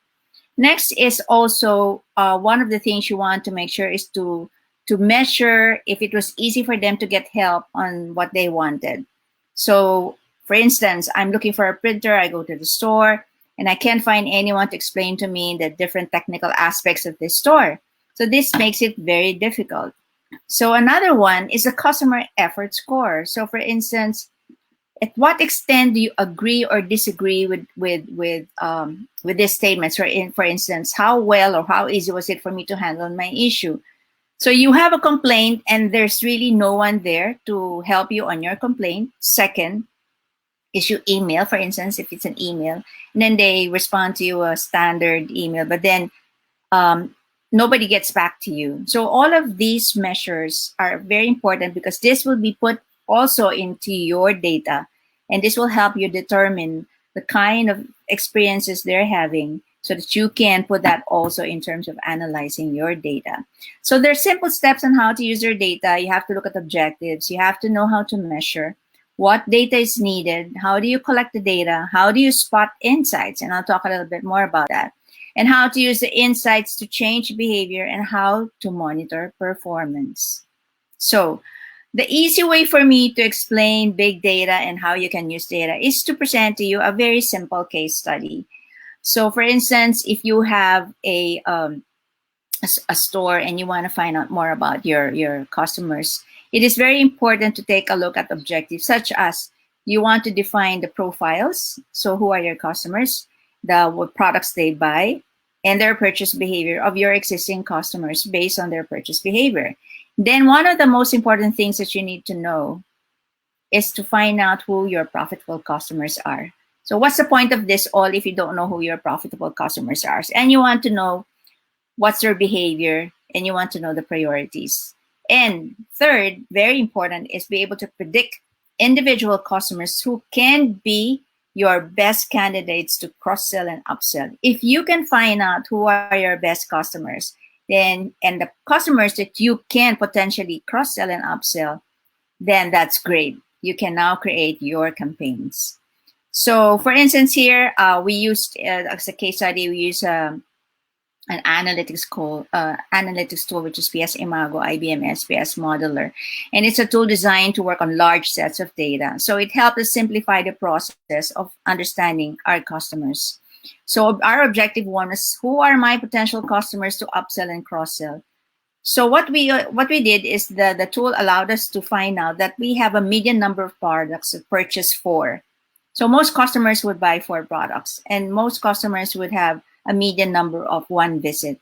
So an ideal customer then is somebody who would purchase at least 5 products and visit the store at least twice. So that's our objective. Now, who are the customers who have a propensity to buy more? So based on these, we were able to determine, there's an algorithm that's able to determine that actually the married or single female customers under age 25 subscribe also as a loyalty member are predicted to visit more and purchase more. So now we know who they are. We know that these are the customers that we have to target, and these are the customers that we can target campaigns and push more to buy our product. Then there is what we call a gains chart. It's really knowing the profile of the target consumers the company can already achieve. So for instance, here we see that 50% of our shoppers are actually coming from this particular target, which means that we can direct it to them and we can achieve more than 60% a positive response because we already know that these customers are the ones who are willing to buy more. So isn't that great? So objective 2 is how can we maximize revenue? So who among my current customers has untapped potential to purchase more? So how do we do that? One of the things that we use very often, especially in loyalty, is the RFM analysis, which is recency, frequency, monetary. So monetary is measured by the amount purchased, frequency is amount of visits, recency is when was the last time I visited. So for instance, here we discovered in this analysis that there are 57 customers who has an average spend of 5,600. So even if their group profile tells us that they have the potential to have an average purchase of more than 40,000. So based on the analysis, you will now be able to tell, hey, these are the customers that can actually purchase as much as 40,000 because we saw it in the data. So we can launch targeted campaigns to medium groups to provide a little push for more purchase. So we know who they are. We know their profile. We know which campaigns we can target it to. Then there's also a trend analysis where you can see customers who are potentially moving up, who are buying more, and customers who are buying less. Then you will know who are your potential churners or customers that will be buying less and less from you. You look at the profile of these customers and you look at the profiles that those are coming up. So when you're coming up with campaigns, you target those customers that are moving up. That's how you do it. Sounds quite simple, right? So which products are often bought together? And this is what you call the basket analysis. And a great graphic presentation of this is when you see here, usually in analytical data, you can see this. So in this data, you can see that a customer buys frozen meal with canned vegetables and beer. So then you can determine, okay, I'll come up with a campaign of you buy this beer, you get this canned vegetables, let's say at this discount. Or if you buy more beer, you can get this at a special price, something like that. So in this way, when you're doing targeted campaigns or promotions, then you can determine what goes well. So for instance, if you have a coffee shop, you know that if those people who buy this type of coffee, they get this type of pastry. So you can put bundled offers together. So the analytical models can actually help you push customers to buy specific products, push customers to buy more products more often, push them to buy more often in more stores, push them to buy products at specific day and time, and buy more bundled products. So it's all about knowing your customers and having an emotional attachment. So understanding, for instance, the journey, looking at the loyalty data, understanding the touch points, and looking at the measures will help you put all this data together to create that emotional attachment. So during the COVID crisis, there are a lot of data that comes out there. History tracking that's used in the US, and in the Philippines, we also have the NCOV tracker. And it's important to take a look at this so to help you determine which of your marks are actually are affected by the COVID.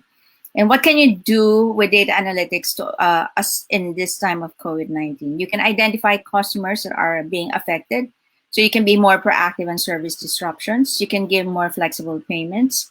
You can reassess your supply chains to determine weak links. You can communicate with customers and see how you can actually find ways to offer your products and services. And you can offer special deals so that they can look forward to coming back when the quarantine is lifted, for instance, as an example.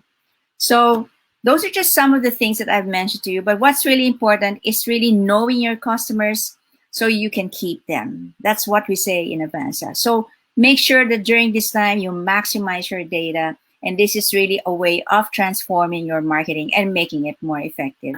Thank you so much.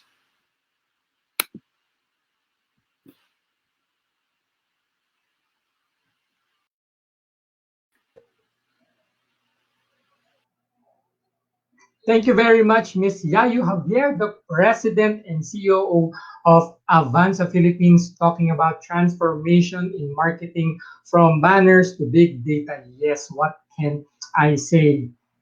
It's all about big data. It's all about gathering all of this information about the customers, knowing their habits, their preferences, even predicting what their next move will be as far as purchases goes. So with big data, of course, it's really all about KYC. That was what she mentioned before she ended her presentation. KYC being know your customers. So in this battle of online selling, attracting your customers online, you really need to have a good grasp of who your customers are and what they really like in terms of their preferences in terms of the things that will give them the ultimate happiness and satisfaction as they buy these products and services.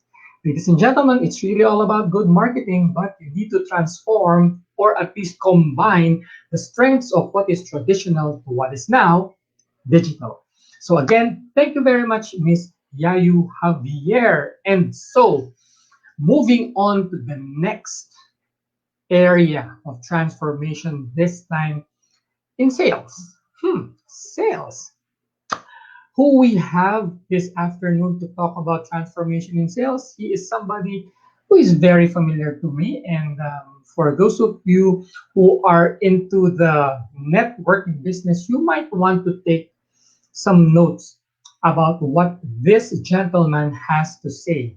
Who this gentleman is? Well, let me give you a few descriptions of who he is and what he's been doing lately. So, he is a certified voice artist. He is also a certified webinar speaker. He is also a certified international master trainer. He is the founder of Jumpstarts Training and Development. He is the CEO of Champions Alive Foundation. But currently, his work, especially when the pandemic started, he was really involved in helping this company grow exponentially. And I am talking about Well Life, wherein he has assumed the position and the role of Chief Marketing Officer. Again, that is for Well Life Philippines Incorporated. Personally, I call him Kuya Paz. But ladies and gentlemen, let us welcome for sharing his insights on the topic from seller-centric to buyer-centric orientation. We have none other than Mr. Danes Serrano.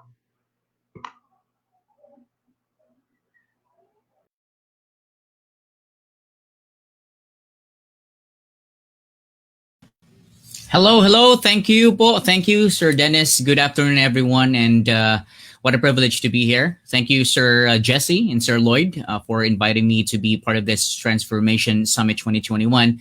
And by the way, before I forget, congratulations for your newborn, Sir Lloyd, baby Rain. That's such an adorable blessing.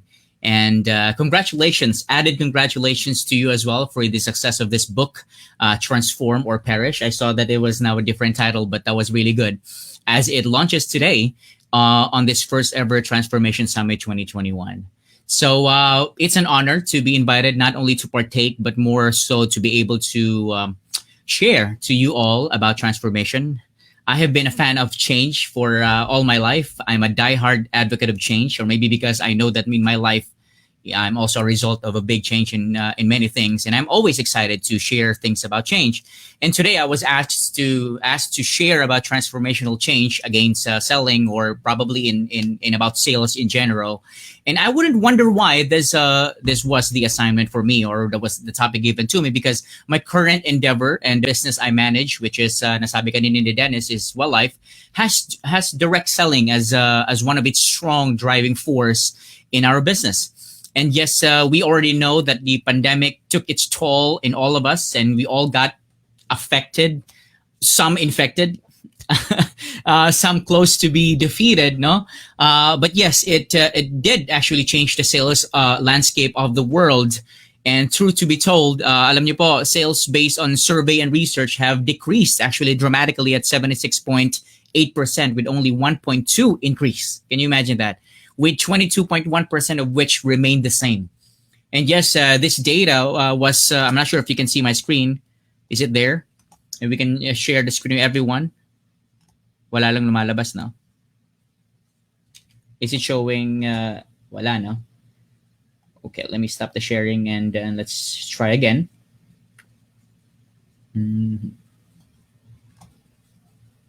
Okay. Can you see it now? There you go. So this is the survey that we have about sales, and look at that, 76.8% against 1.2 increase. Ang decrease is 76.8, and with 22.1% of which remained the same. And yes, this data was April and March, but believe it or not, the statistics budged only a few millimeters running across data on the last quarter of 2020. So it's almost the same. It's the same with the figures of expected time of recovery after the ECQ, and 51.5% is unable to judge, meaning we cannot foresee. It might probably run sabi nila 3 to 4, 5 years pa before we can completely recover, or maybe we can't recover at all because of the new strain that is coming in, or we don't even know. And look at the data right there. It's like what, 3 months, only 29.9%. But 51.5%, many people are declaring or saying based on the survey that we might not be able to really recover for the meantime. So that's how difficult this pandemic hit us so bad, especially in sales. But what I know though is that selling actually never stopped. In fact, it became more evident in this most challenging time. It was evident in this most challenging time. And because the truth is, we have been selling all our lives anyway. People forgot the idea that a long time ago, barter change pa lang noong unang panahon, I assure you, we have been selling already. In fact, right now, currently, we should be selling more than ever. Because this is exactly what we do. And there are many things that people are forgetting, including one part that I can probably even divulge to everyone, that we even sell ourselves. Even the way we share our profile to anybody, and when we share our business, before we even sell anything, you're actually selling yourself. So the truth is, we have been selling all our lives. And so over the limited time I have with all of you, I would like to share to us all a few of my gold mines on sales. And I say gold mines because it would seem like I'm just giving you the roadmap to the gold mine at kayo nang bahalang mag-harness at kuwain yung mga gold na pwede nyo makuha sa gold mines na ito that I would love to share for everyone in this Transformation Summit 2021. And these are just a few of mine. And fair warning lang, so some or even most of it would be unorthodox, but that is exactly what transformational change is all about.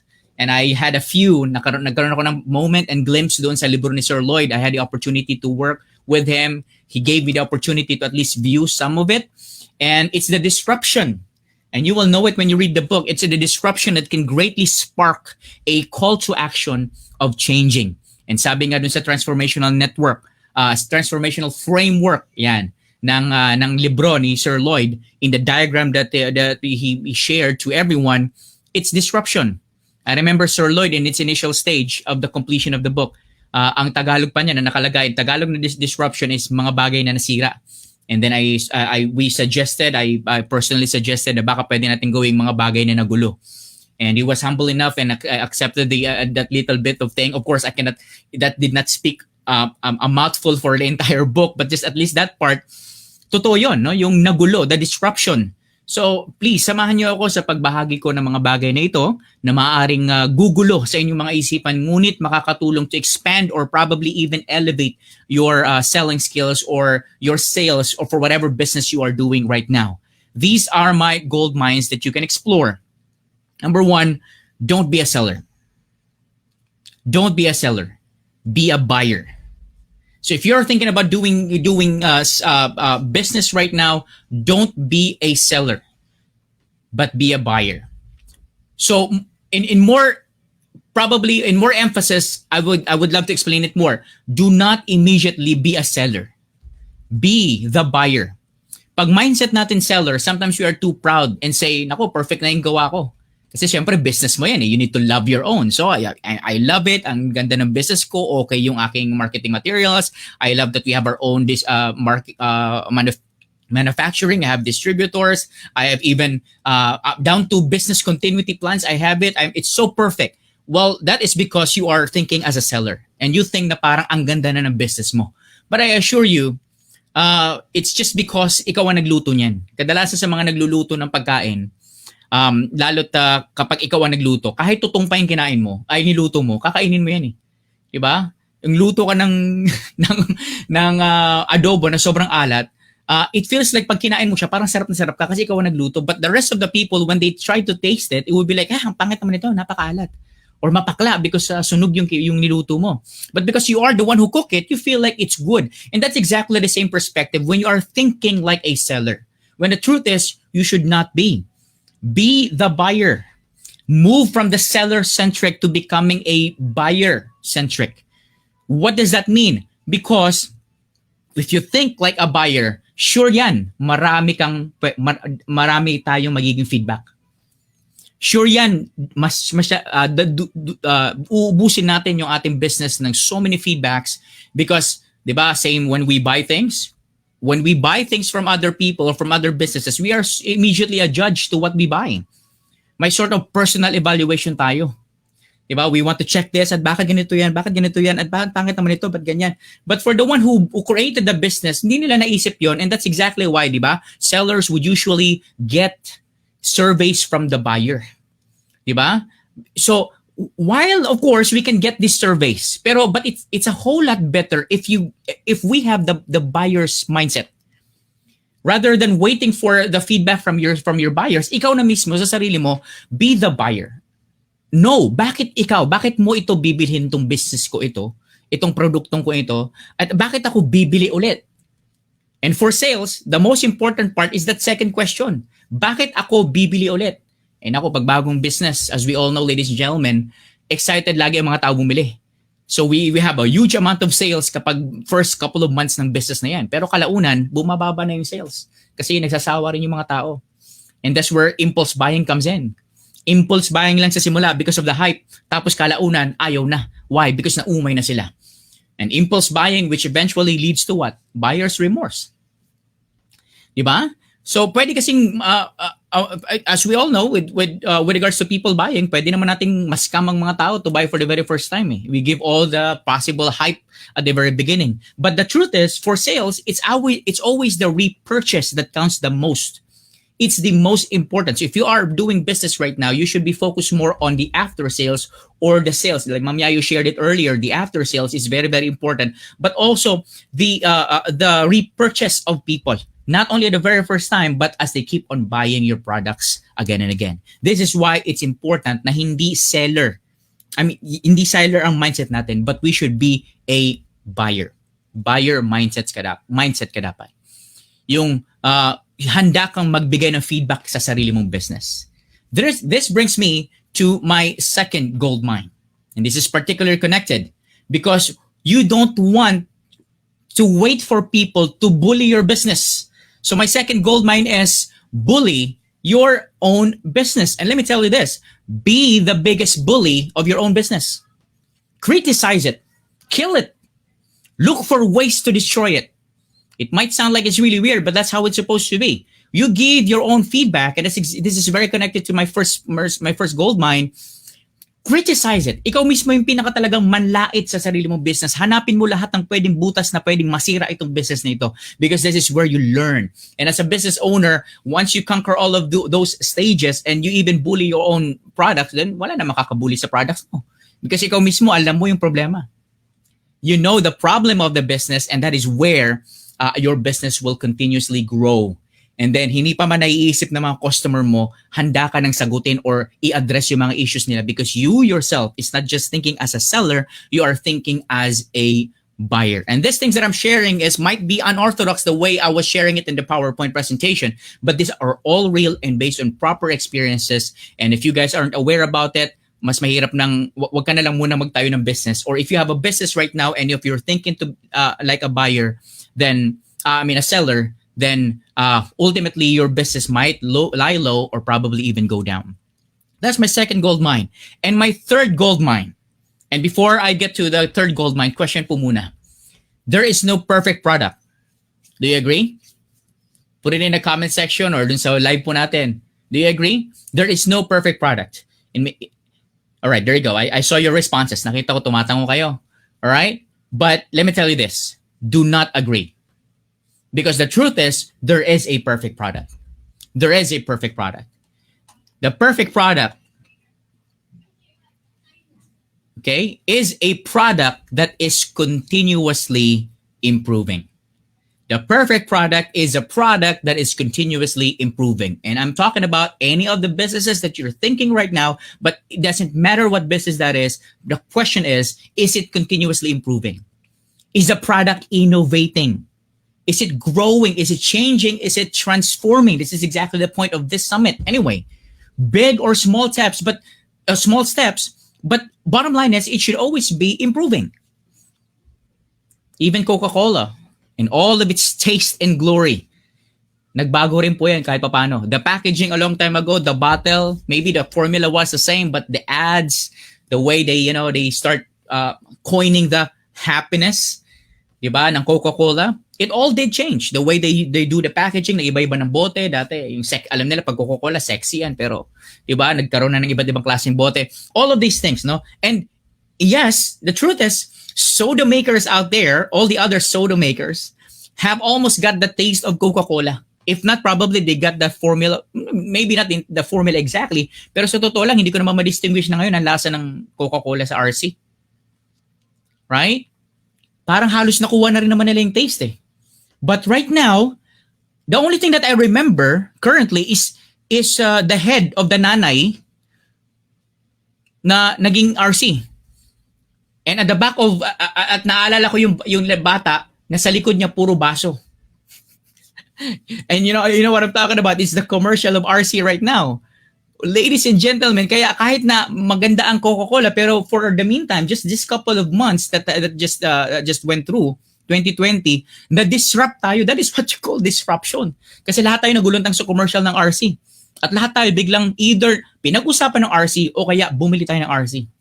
And it caused a surge of people talking about it, talking about RC, may mga memes, may mga short videos. And take note, kasama na dito yung mga bullies na walang kwenta daw yung video, bakit daw ganito, parang ang corny naman, parang walang sense. Pero take note, pinag-uusapan naman. And that's the purpose, the market, it's a marketing genius right there. And being the chief marketing officer of Well Life, sabi ko, wow, that's a great, amazing idea. And we all can learn from that. So ladies and gentlemen, what does that mean?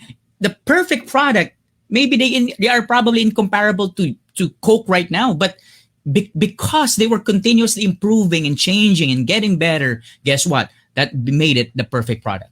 So the perfect product, ladies and gentlemen, is a product that is continuously improving. We need to change.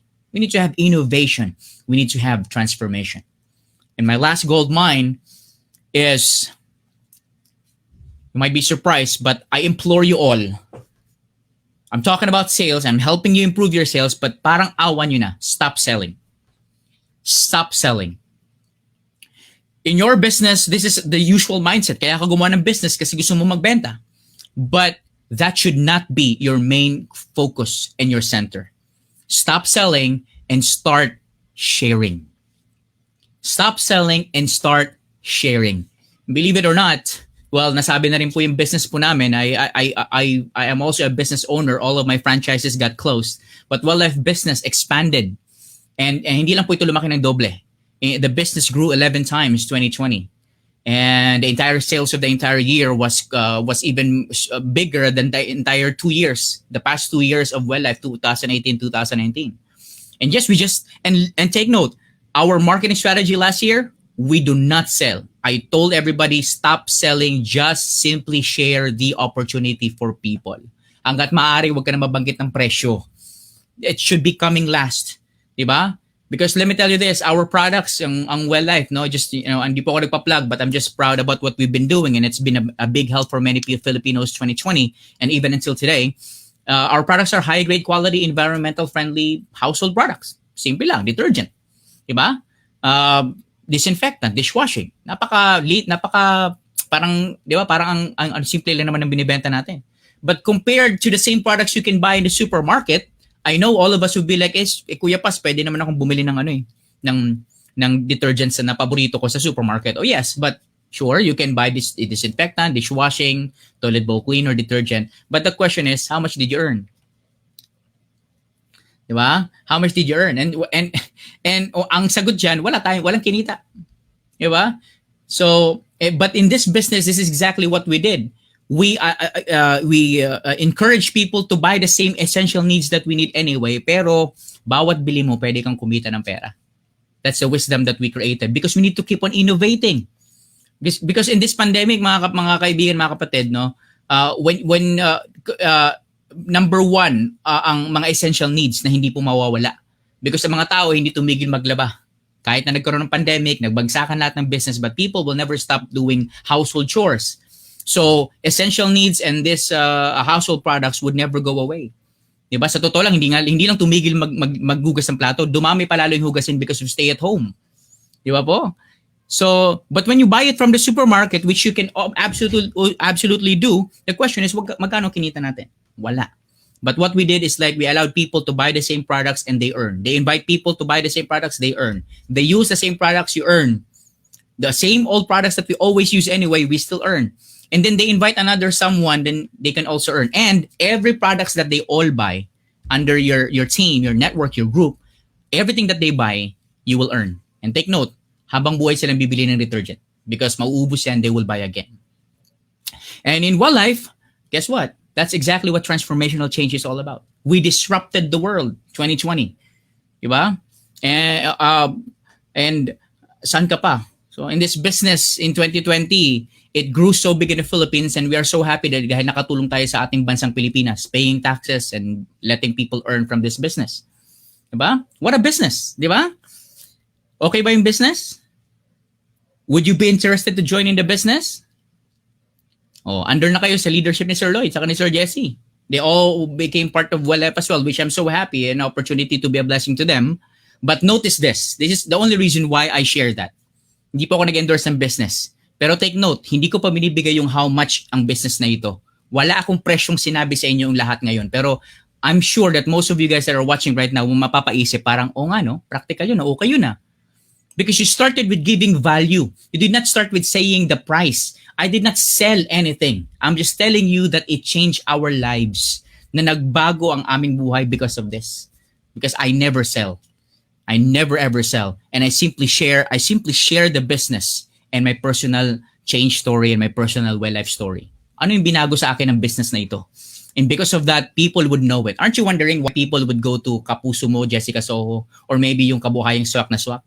And they always start with nagsimula siya sa kanto ng ilalim ng overpass ng Marikina na wala siyang bahay, walang ganito ganyan. There's always a story, and then because of that, this business came to his life and then it changed everything in his life. At doon ka napapabili ng mga produkto. So if you're thinking about the business right now, huwag ka muna magsimula sa presyo na mag-share sa mga tao. Share to them what it's gonna do for people. What's the value for them? And then also, what was that for you? Did it change you? Did it help you change your life? And if it did, then that is the story to tell to people more than just the price.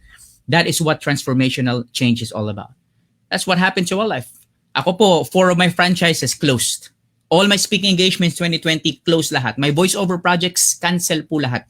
I never have any speaking engagements. Lahat po ng aking mga businesses na ang investment ko 670,000 sa isang franchise lamang po yan. Hindi pa kasamang ice cream machine or anything like that. Collaterals and all. But well life, it disrupted the world of network and marketing and direct selling in 2020. And that is what it takes to have a transformational change. So mga kaibigan, in my closing, so in summary, remember, stop selling. I don't sell.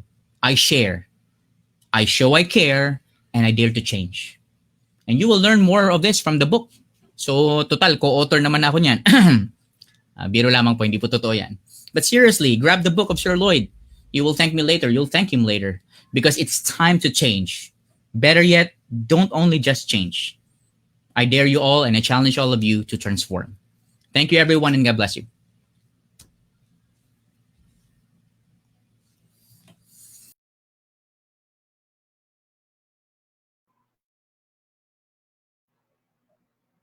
There you have it, ladies and gentlemen, Mr. Kuya Paz, Danny Serrano, the Chief Marketing Officer of Welllife Philippines, encouraging all of you, the people who have that intention to engage in a business or to be engaged in a business of selling, to stop selling. Weird as it may be or unconventional as the thought may be, if you're able to catch the full explanation of Danis in terms of why he's encouraging us to stop selling, then you will have an idea of why he said that and what was his intention. But at the end of the day, it's really all about providing products or services that can give the most value to those who would be intending to buy these products and services. So thank you very much, Danis, for sharing your insights in the field of transformation in sales. Now we immediately jump to the next field, which is transformation in outsourcing. And for this portion, we have invited someone who is into the business of outsourcing. Who she is? She is, well, she's the former lease marketing officer of SM Supermalls. She was also the former head of sales and marketing of Sans Serif Incorporated. So if it's not really familiar, probably Adobo Magazine, that should be more familiar with all of you guys. So she was former head of sales and marketing there. She is a consultant on business development and marketing management for local and international brands. She is a certified digital leader since 2017. She is the co-founder and executive producer of the new channel Media Corp PNC. So you can check it out on FB and on YouTube. But currently, and for most of her career, she is the co-owner slash co-founder and vice president of Puzzle Box BPO Incorporated. Ladies and gentlemen, friends, welcome to the Transformation Summit Philippines 2021, Miss Apple Manansala.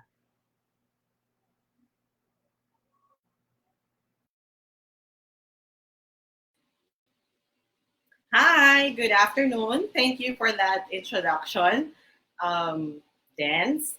And thank you to everyone who's behind this event for inviting me. I honestly don't feel like uh, appropriate for the caliber of the other speakers for this afternoon. So let me just give you some insights of what I have learned and what I have experienced since I really don't think that I'm an expert in the outsourcing industry. But everything that I will share with you are also realizations that I have had over the last 8 years that we have been operating our business. And what has really transformed me into this year and what made us realize out of the pandemic is that we have to speak more of the good things that we're doing and have to share more about the things that we're doing that will actually benefit other people. So today's presentation that I will be sharing with you is about transformation in outsourcing. Back in 2000, back in 2007, in the mid part of that year, that's when I came across the word transformation and really took that word quite seriously. And I mean it when I said I had to enroll myself into a transformation course, digital leadership for one. And I'm sure you all agree that during that time and up to now, digital is essential. However, what I have learned in the early on of in digital is that how are you going to disrupt your own business? Little did I know that whatever thesis or study whatever learnings I had in that course would actually be, useful for last year and up to now in our business for one. And so I am here today to talk to you more about that. So what is transformation in outsourcing? And what are the things that actually, how should we be enlightened when you say, where we talk about outsourcing? Because I feel for majority of the people who are joining or participating in this convention, there is probably a line between understanding outsourcing from the word outsource and the actual outsourcing as a business. So let me have your few minutes, to so that we can both understand it in the same context. So what is transformation, and what is the opportunity also for outsourcing? That is the objective that I would like all of us to learn and appreciate during the next few minutes of your life, of your time. Because it took me not 15, 20 minutes to actually understand what outsourcing is. And it took me some time also to understand how it is to actually disrupt my own business and disrupt my own plans for me to be able to appreciate digital and for me to be able to appreciate how I will be able to transform our own business. So that's our objective this afternoon. But first things first, what is outsourcing? You know, we all know that outsourcing is something, where you get someone to do the job for you. However, we shouldn't mistake it for freelancing. So I hope I am not offending any of our audiences or partners this afternoon. But really, we have to understand that outsourcing is way different from mere freelancing. And that's really the challenge and one of the objectives that I would like to achieve in making all of us realize what outsourcing is really all about. So in-house versus outsourcing is the better way to put it in context. And that's how we will all be able to understand what it really truly means when we say, we're outsourcing. However, true to our objective this afternoon, we all have to also realize that, freelancing is actually in-house. So supposedly, you outsource when you hire someone from outside of your organization, usually a company, to develop a system and then deliver the service to you. Okay? And there are two best attributes why you actually do outsource. Number one, if you want to cut costs. Number two, you want to increase efficiency. I am not saying that freelancers or freelancing will not deliver you that. However, let me continue with my discussion so that I can, give you a better understanding on how you will appreciate outsourcing versus freelancing. For one, freelancing is short term. However, outsourcing is usually system-based, mid-term up to long-term kind of engagement. So I would like to walk you through the different advantages if you actually go through outsourcing and not just mere getting someone to do the freelance for you. Number one, you are able to help your business because it's normally and usually more cost efficient. So you're able to save more profit or more revenue for your company.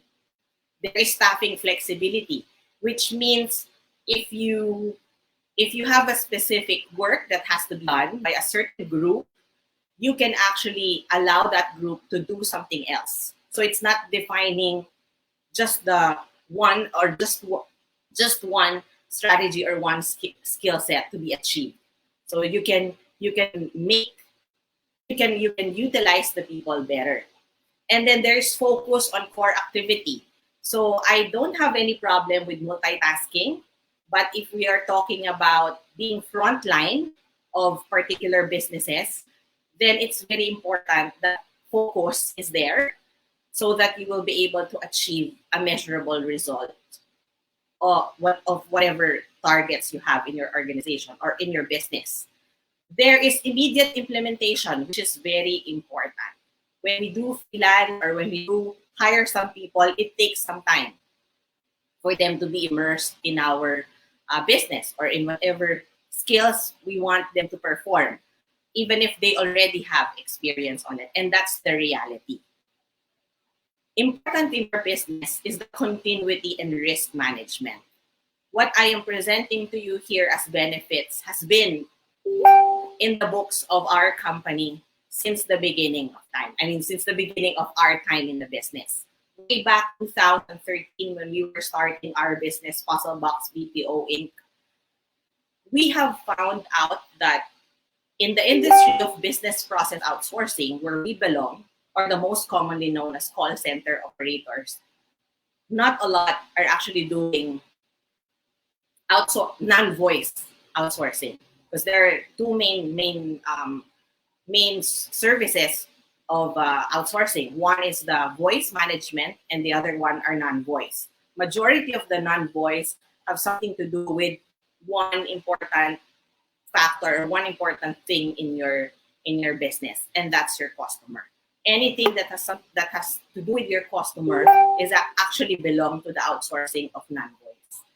And during the transition, even before the pandemic, it was already being understood as the entirety of your business, because there the coming of digital. And some of us were actually forced to embrace digital during the pandemic. Imagine if you have prepared for it way before and appreciated the value of digital and outsourcing digital also, then maybe your company would be in a better place right now. So don't worry because it's not yet too late. Today might be the first chance that you will get to know more about outsourcing and how it will benefit your company, but it's not too late because now is the time for you to understand it. And there are companies who can actually help you transform your businesses in the way you have never imagined it could, it could deliver for you. So having those advantages or benefits for outsourcing, it's important for us, for all of us to realize that one of the things that actually allow us when we outsource a business to a company or to a partner is that we are able to collaborate with the third party. So I was listening intently to the rest of the other speakers who were mentors in their respective fields before me. And one thing that really struck me is the part where they teach us about digital and appreciating digital and how to actually fully embrace it. In an organization or in our organization for one, oftentimes you don't realize things that are already right in front of you because we always wait for someone else to tell us what it is or how it should actually be perceived. And that's a fact for business owners and even us individuals. Sometimes it's already in front of us, but we still don't appreciate it. Or sometimes it's already in front of us, but we still don't know what to do with it. Okay? So it's very important that when we outsource something, it has to be with an organization that we trust, that we can partner with, and we will not treat as mere employees. Okay? And it's also important that when we take upon the chance of outsourcing or partnering with organizations who can help us deliver better results for our business, we have to be able to measure the results from the beginning and up to the end of whatever engagement we will have with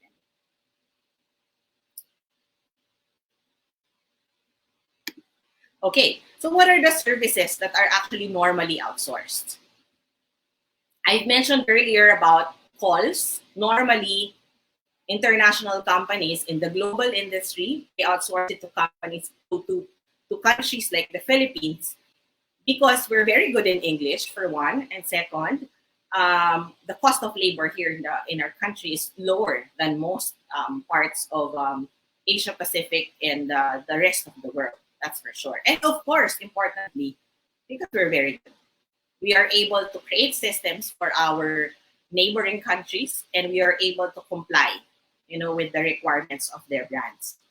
Other things I have mentioned earlier, anything that you see, anything that you do in your business, sales, account management, human resources, accounting, engineering, writing, market research, marketing, etc., etc. All of those you can actually outsource.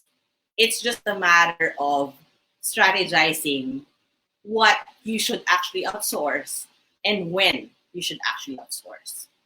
Okay? I understand that by reading, we learn a lot about outsourcing already. A lot of articles, great articles from way back, in the beginning of 2000s, will already tell us the value of outsourcing and having a partner whom we can trust to build our businesses. But today, I found time to summarize it for you to give us insights and to give us better appreciation on how outsourcing can actually help our organizations. So the first is how do you actually choose the right outsourcing partner? Of course, with disclaimer, I'm not saying our companies could be the best outsourcing partner for you, but I'm giving pointers based on experience and how we should actually be finding the right one who can provide outsourcing solutions for us. So number one, we have to have a strategy. This is very important. Ladies and gentlemen, my background is on marketing. I've been in marketing for a long time, but I didn't actually graduate, marketing nor finance or anything related to that. I just learned to strategize on what I feel is my personal strength and use that for my personal benefit. And same goes when we look for a partner. I feel that it has to be the strength of your organization and the strength of the partner that you will be engaged with. That is very important because in the first place, you are investing when you are outsourcing.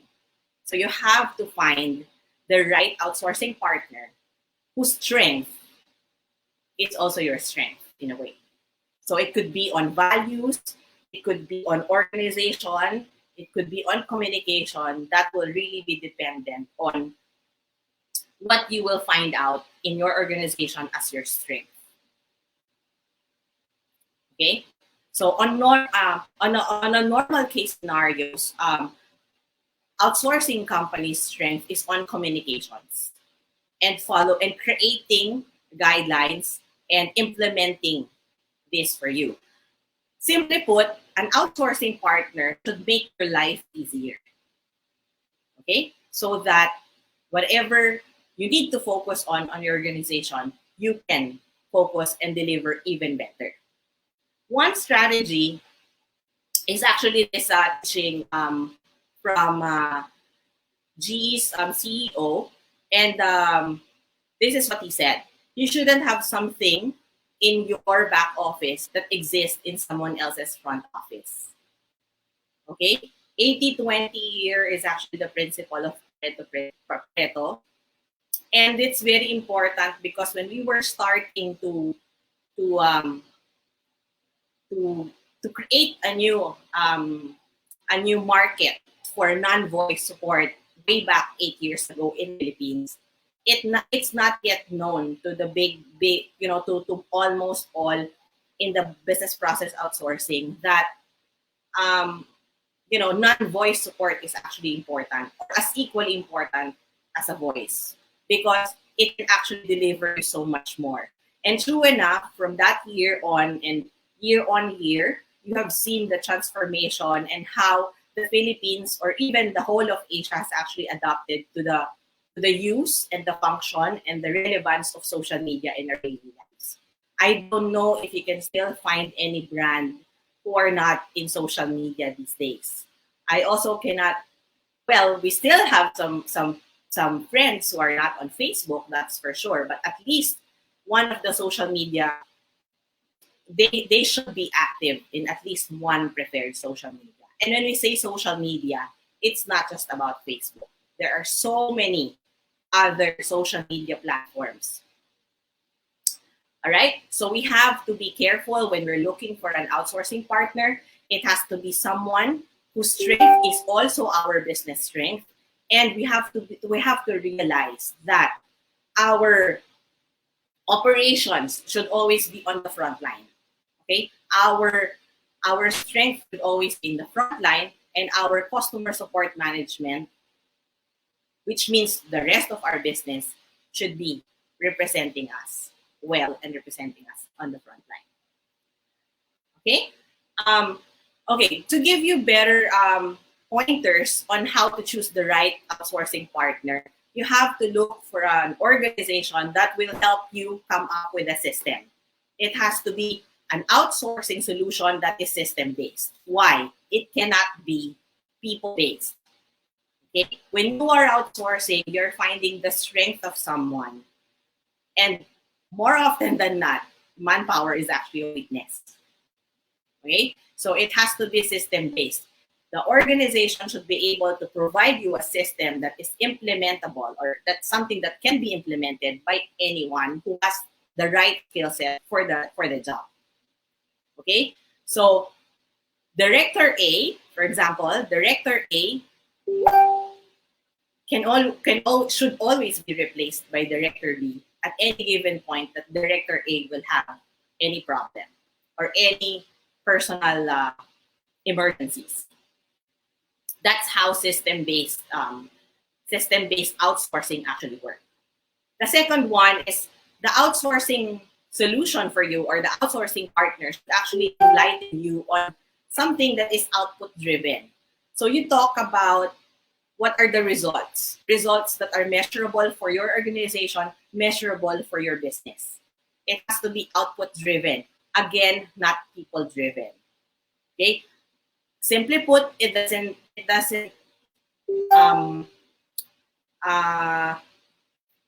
simply put, you should care less on the number of people who's doing the job, but care more on the number of job or number of tasks that is actually accomplished.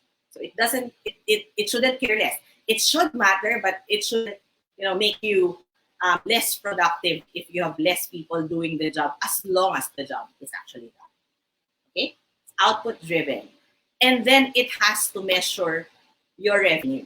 So when you work with an outsourcing partner who will help you for example, a specific job that you need for your organization, let's say, for example, customer support management, you have to be able to share your targets with those organizations as well that you're partnering with. That's very important, because that will lead you to more revenue, and that will lead you both to better results.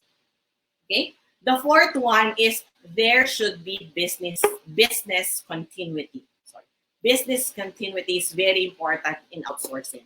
In fact, that is one solution that I would like all of us to be enlightened, that outsourcing may be the hope that we need right now. In outsourcing, you are able to achieve business continuity because you know that you will always have a partner.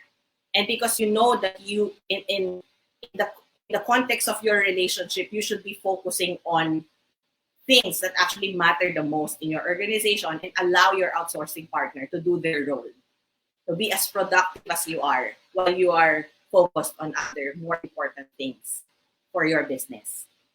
And of course, it's important for you to find also an organization that will provide a plug-and-play solution for you.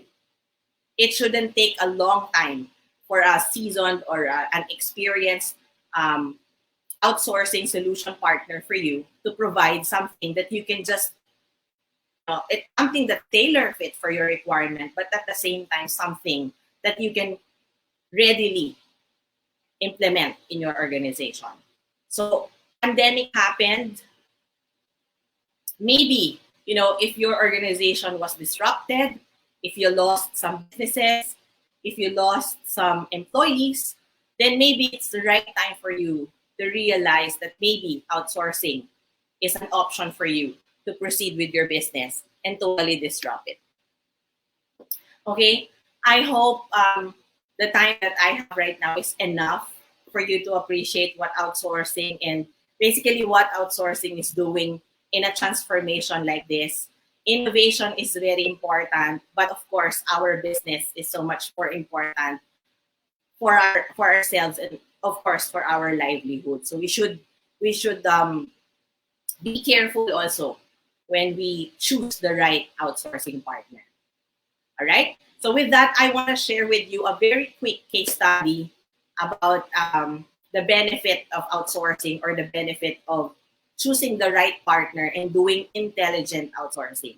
Okay, it's not just about doing outsourcing itself or outsourcing per se, but doing it the intelligent way. Okay, so this is a case study of no less than the new channel. So the new channel, as you're all aware of right now, is founded by Lloyd, and I supported him on this business. I want to show you some facts and figures and how we are able to measure TNC, where it is from the very beginning and up to now, and where it is right now. Lloyd, this is a surprise for you. I hope you appreciate it. The new channel is a disruptive business. Okay, it's something new. It's something that I didn't even imagine being part of, nor sure my partner has not even dreamt of having one. But it has been operating over the last 8 months. It has 29 original shows right now and about more than 800 live streamcasts and growing. All right, but while we are able to accomplish that, we don't have FTEs or full-time employees. We don't have OJTs. We don't rely on volunteers, and we have zero freelancers on board. Right? And I hope that by sharing with you the beauty of outsourcing, you will be able to appreciate that you can actually do something out of pandemic. Because TNC actually is a pandemic idea. It's 100% pandemic idea. It's 100% serious business. If Lloyd can attest to this, I'm sure he will agree with me. We are serious with what we are doing. All the hosts and all the shows who have partnered with us in creating their the shows are all serious about what they're doing. But importantly, it's 100% intelligently outsourced. Right? So let me leave you with this. Wiser companies outsource so they can focus on business expansion. That's what we have been doing for the new channel. And I hope that by sharing that with all of you, I am able to enlighten you also that there is hope in your businesses. You can be a small business enterprise, you can be a medium, you can be a large, you can be a startup, you can be just an idea right now. There is something that can be intelligently done with your business or with your organization. All right? So I'm not sure if this is up, but I don't think I will have enough time to discuss with you intelligent outsourcing or outsourcing as detailed as it should be, because as much as I would like to share with you more case studies, I can only do that privately. So with that, I want to leave you with a chance to get to know more or know more about how it will actually help you in your organizations and your businesses. Just drop me an email and I'll be glad to share with you what we have experienced and how we can help each other. And by the way, I also would like to invite you, if you have questions about what I have shared or questions about the things that we're doing on the new channel, I'm opening up an opportunity to talk to me directly, privately, on January 23, 2 p.m. You can message the channel or you can message me directly so I can share with you. Thank you so much again. I hope I was able to enlighten you about outsourcing and intelligent outsourcing. And Dennis, thank you so much. Thank you, Sir Jesse, and thank you, Lloyd. And congratulations to the entire team who's behind this Transformation Summit. And it's really an honor to be side by side with the rest of the other speakers for this afternoon. Thank you very much again, and stay safe, everyone.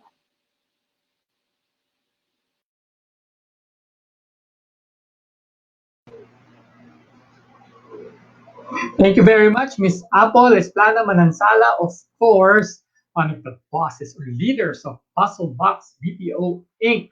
Well, you have shared more than enough for us to really appreciate how businesses, small, medium, or even big businesses, can truly benefit from a transformation with the help, of course, of outsourcing, but not just plain outsourcing, but it should really be intelligent outsourcing. And that really includes setting up those systems, setting up those plug and play processes so that business goals can still be achieved even without the benefit of a company going through all of those nitty gritty by themselves.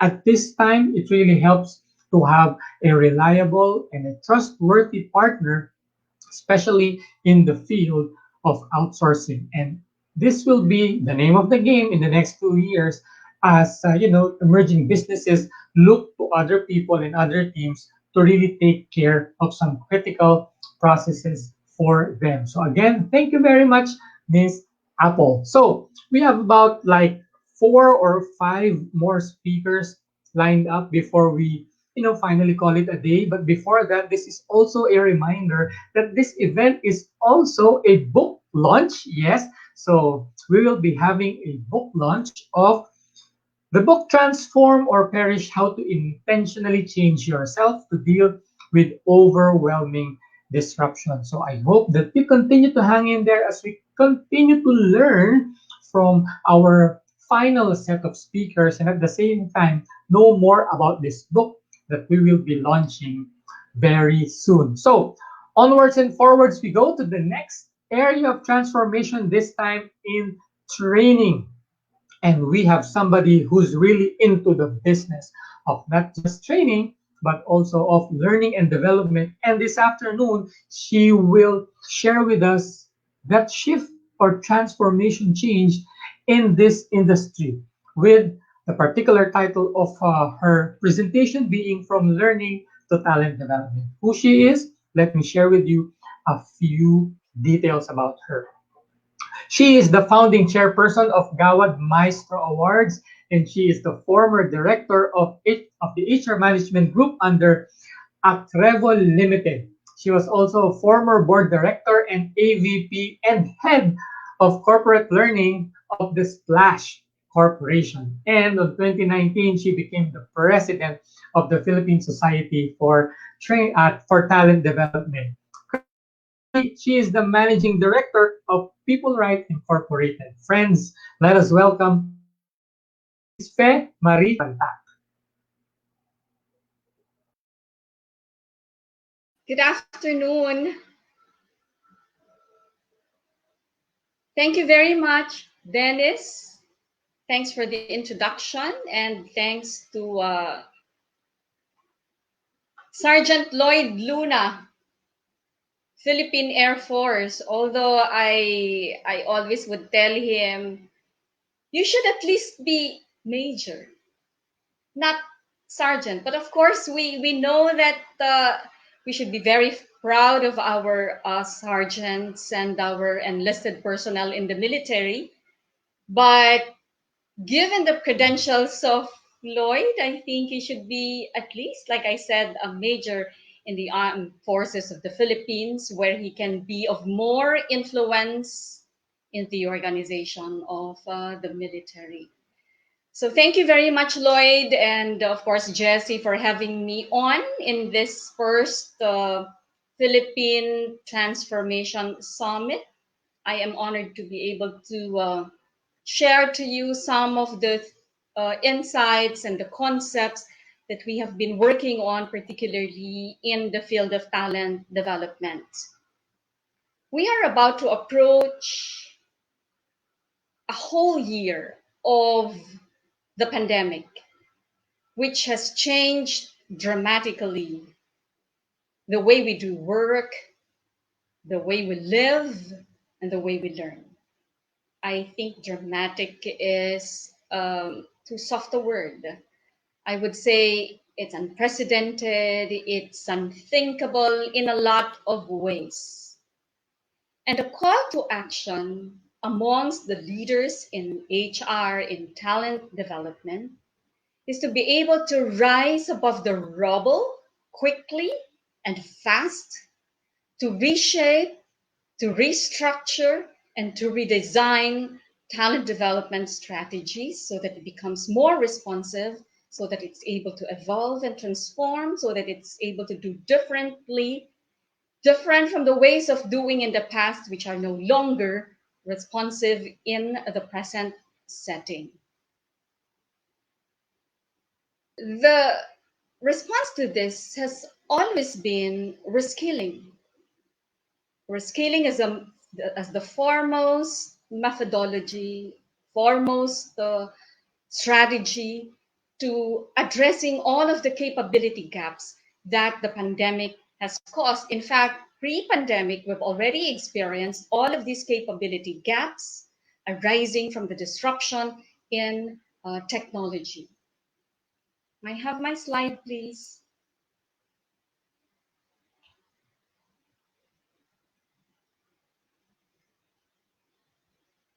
Next slide, please. Sorry, back. to the second slide. One slide back, please. I'm so sorry. In fact, the World Economic Forum has declared a reskilling emergency. Can you imagine that? Reskilling has become an emergency as the world faces more than 1 billion jobs transformed by technology. And this study, in fact, was pre-pandemic. And in 2017, in much the same way, McKinsey Global Institute estimated that 14% of the global workforce would have to switch occupations or acquire new skills by 2030 because of automation and artificial intelligence. The coronavirus pandemic has put all of this in extreme emergency. I have had the privilege and the honor of leading the country's premier association in talent development at a time that it was transitioning from training and development to talent development.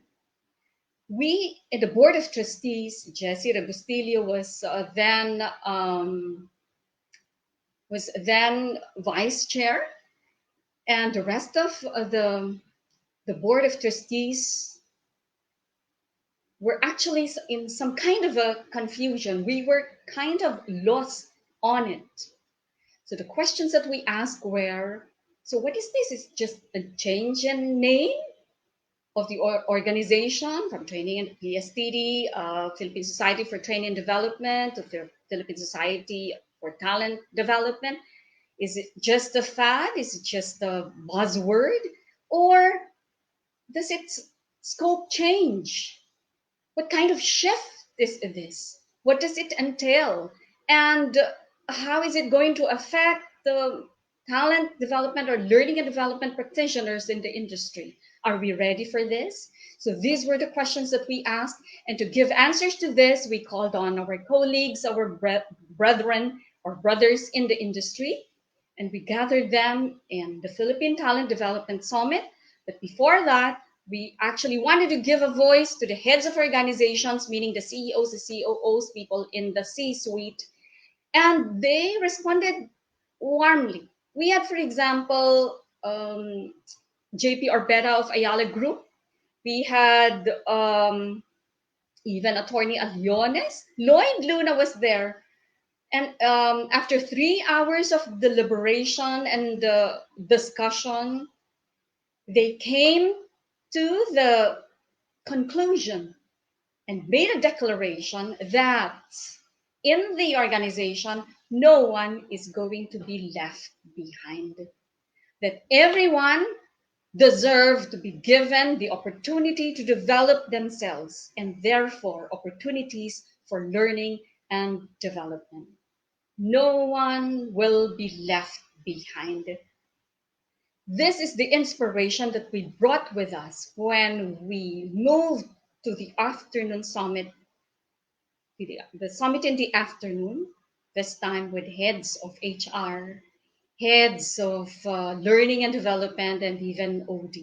More than 100 of these practitioners gathered in what we called the birthing process for the Philippine Talent Development Framework. And the result of this summit was beautifully put together by no less than the president and dean at the time of SAIDI, Dr. Rose Fuentes, when she said, next slide, please. Sorry. Oh, sorry. One slide back. I'm so sorry. Yeah. Oh, one more. Yes. Dr. Rose Fuentes said that talent development is about who you are, what you have inside, and what you can do. Today, we know that talent development is about building, exploring, and stretching the innate, endowed, educated, and acquired talents. It is not a process. It's not a process. It's not a management system. It is not training, nor is it performance It is a journey that begins in the home and the family system, and people who see what we can initially do, who see our potentials, contribute to the development of our talents. And these are our parents, our siblings, our grandparents, and even our yayas. And this continues on in the school system, which has a more disciplined and a more structured framework, which continues on in the world of work, where we now begin as individuals to carve our talents or our potentials, now with the influence of our mentors, of gurus, of advisors, of even our colleagues at work, people that we meet in conferences or in summits such as this one, and in the communities of practice, where we begin to carve our niche as a way of expressing our talents for the better of yourself or of the individual and the future and of the generations to come. So from there, we know that it's expansive. The scope is almost the entire human life cycle, which has actually given rise to the organizational talent development framework, which is something that is within the sphere of the talent development professional. At the summit, I actually ventured into defining talent as every individual. My next slide, please. As every individual on whose shoulder rests the ability of the organization to operate, to thrive, and to succeed. We have to remember that the moment you onboard a person in the organization, we expect the individual to deliver. Hence, every individual, regardless of rank, of level of performance, or tenure in the organization, must be considered a talent because, as defined here, it is anyone and everyone on whose shoulders rests the ability of the organization to operate, to thrive, and to succeed. So this organizational talent development framework, as I was saying earlier, has for its scope the world of work, corporate, if you will. And this is within the sphere of influence of the talent development professional. And if I may just show you how it looks like. My next slide, please. Yes. So it begins with what we call talent discovery, and then moves on to several other phases until the individual realizes his full potential. So we have talent discovery, and then we have performance, or rather disciplined dreaming, and then performance development. And then you have learning in the flow of life and human experience versus employee experience, each of which I will want to expound in the next slide. From talent acquisition to talent discovery, so now in this portion where we see how talent management, or rather learning and development, can transition to talent development. Talent discovery is spotting talents beyond the prescriptions contained in job descriptions and competency models. It gives us a broader perspective of the talent, of who he is, what he has, what he can do, outside of what we are looking for. We all know that the traditional way of doing this, sorry, back to the previous slide, I'm so sorry. So we all know that the traditional way of doing this, when we do, is talent acquisition, which is basically looking at job descriptions and competency models, which we match against the individual's resume. If it doesn't match, if it doesn't fit the mold, then what do? We throw it out the window. What talent development is espousing is that we don't do that, that we look beyond what we see in the resume and try to understand the individual more deeply. As was defined earlier, talent development is about extricating what is inside the person by way of certain techniques that we can actually put together so that talent does not go to waste, so that talent can be tapped into and can be developed. So the critical role for talent development practitioners or professionals is to look beyond what he sees in the job descriptions, to look beyond what has been initially envisioned for the individual. Next slide, please. Thank you.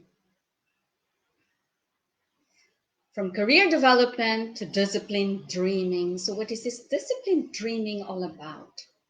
It is the convergence between personal and organizational ambitions.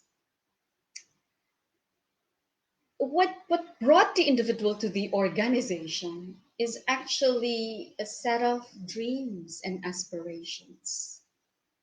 Hence, it is the role of the talent developer to understand what these aspirations and what these dreams are. It's about giving our employees the opportunity to choose from among a set of possibilities within the organization so that the individual can realize his dreams, can realize who he is, what he has, and what he can give. So that by doing, he can carve his own niche, he can realize his dreams and support the achievement of organizational goals. So if you see, there is this thread that runs through all of these areas in talent development, which basically is about the individual and who he is, what he can do, and what he has, what he can contribute to the organization. And this is basically about putting the individual in the center of things, not the other way around. So personal goals and ambitions are innate to any human being. And it is our role as talent developers to be able to ensure that our talents and our employees continue to dream, that they continue to nurture their dreams, because it is their dreams that enable them to fly. It is their dreams that fuel their passion and the desire to succeed, which in turn actually enables them to contribute to the realization of organizational goals. Next, from performance management to performance development. Performance development puts the person at the center of the process. It's about who he is and not what he is not, what he has and not what he does not have, and what he can do and not what he cannot do.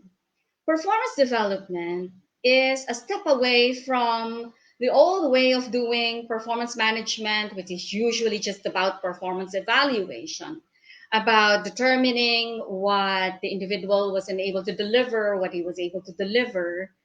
And like I said, the focus is usually what the person was not able to deliver.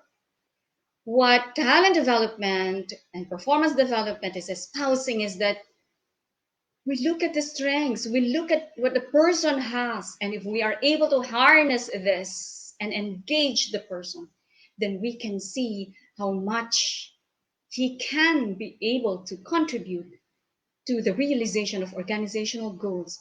So it is imperative for talent developers and talent leaders in general to understand how innately his people are gifted and talented. Then, like I said, he can proceed from there to harness all of these strengths so that then when he is able to do it, then he can realize a high level of performance for the organization. Next, from training to learning in the flow of life. How nice. Learning in the flow of life. It has always been that we look at that learning and work should be seamless. But now we're also saying that it shouldn't just be learning and work. It should also be work and life, because we are of the belief that if we do this, then we're able to personalize learning. And personalizing learning is about embedding it not just in the flow of work, but also in the flow of life, which then creates the environment for a seamless process of realizing one's potential and aspiration. You can imagine we don't have to separate, which is the usual belief and the usual practice where we say, oh, this is my life and this is my work. They cannot go together. Talent development actually is saying they should. They should, in fact, be constantly together, constantly connected, constantly aligned, because work and life is about who the person is, what he can do, what he has, and by helping the individual ensure that he operates in the seamless process of alignment and connection, he can actually contribute better to the fulfillment of organizational goals. And lastly, we now talk of employee experience in training to human experience. A true human experience is about capturing the human side of learners in the learning process, one that encapsulates what is truly meaningful to them and connects them back to their personal aspirations and to who they truly are. While it is the role of talent developers to ensure that the individual's competencies or competency needs are determined and then therefore are developed in the process, it is also the talent developer's critical role to ensure that the individual sees meaning in all the learning that he gains.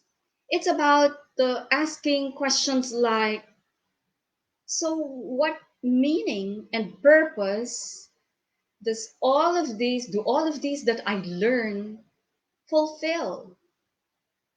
Does it fulfill my purpose? Does it help me find meaning at work and in my life? Finding meaning in human experience as a human experience is actually capturing the human side of things, in which is basically the meaning and purpose that we each have in this life.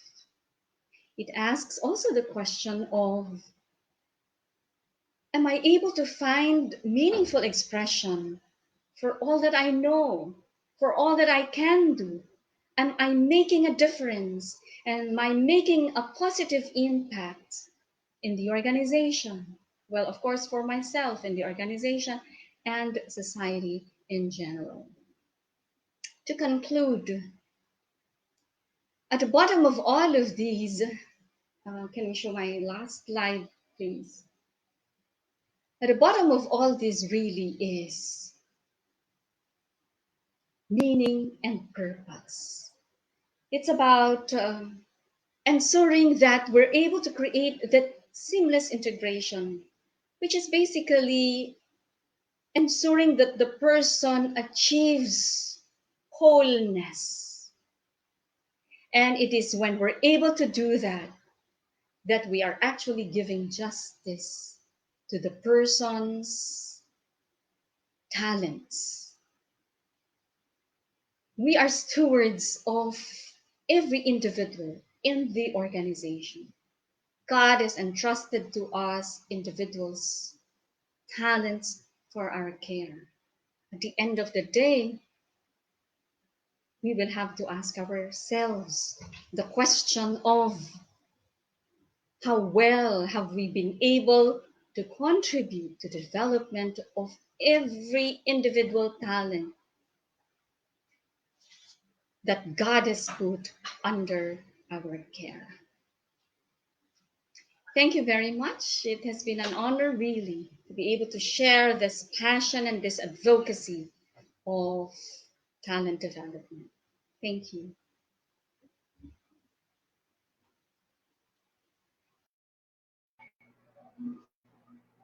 Ladies and gentlemen, we just had the Managing Director of People Right Incorporated, Ms. Femari Kamata, delivering a very passionate and very insightful presentation, which is all about transformation in training. And of course, as a long-time practitioner and professional under the learning and development industry, I cannot help but really be amazed by how this transformation is and well should be taking place in every organization, in every industry. What I really like about the presentation is really the seamlessness between what I need, for example, if I'm an employee, what I need to be successful in the workplace, but at the same time, also prioritizing what I also need in terms of learning how to succeed not only in the workplace, but in life. So I do hope that companies will really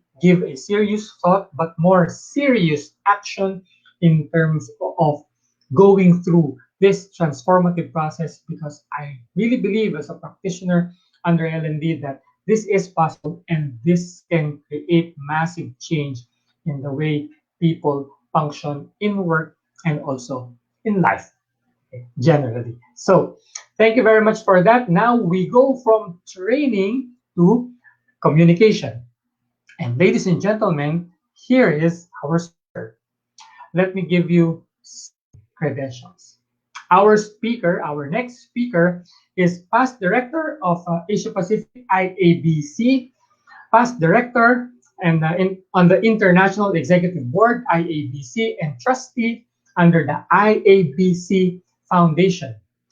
From 2018 to 2020, our speaker belonged to the IABC Blue Ribbon Panel for the Gold Quill Awards as Philippine Chair. Our speaker is also chair of the awards committee for the Global Gold Quill Awards, International Association of Business Communicators, or IABC. Our speaker is a trustee under the Philippine Council of Association and Association Executives, an advisor under the President's Council member, and also past president of the Public Relations Society of the Philippines, and advisor, past chair, and past president of IABC Philippines. Friends, ladies and gentlemen, to share insights on transformation in communication from traditional to social media, we have Ritzy Ronquillo, a fellow of the Chicago-based International Association of Business Communicators.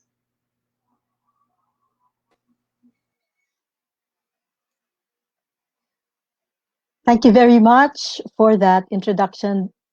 And thank you very much for this invitation to be able to share with you something about communication that I hope will be of great help to us, especially in times like now of great transformation, and not only transformation, but shifts, seismic shifts, or maybe even resets of what we're used to doing. So good afternoon to everybody. And in hopefully in the next few slides, we'll be able to do a very short walk through what has changed in the field of communication. Well, communication, we all know, is existing because it enables common understanding among all of us. And we're all unique people. We all have different thoughts and ways, and even in twins. They each one is a unique person. So that's why communication is around, because it enables us to come together, understand each other, still be unique, and respect each other, and come together for a common purpose. And so that's why it's very essential. And you will find communication anywhere, in any industry, in any institution, even in our personal lives, in our families, etc., etc. So it's really something we live with, and something that's very essential to living today.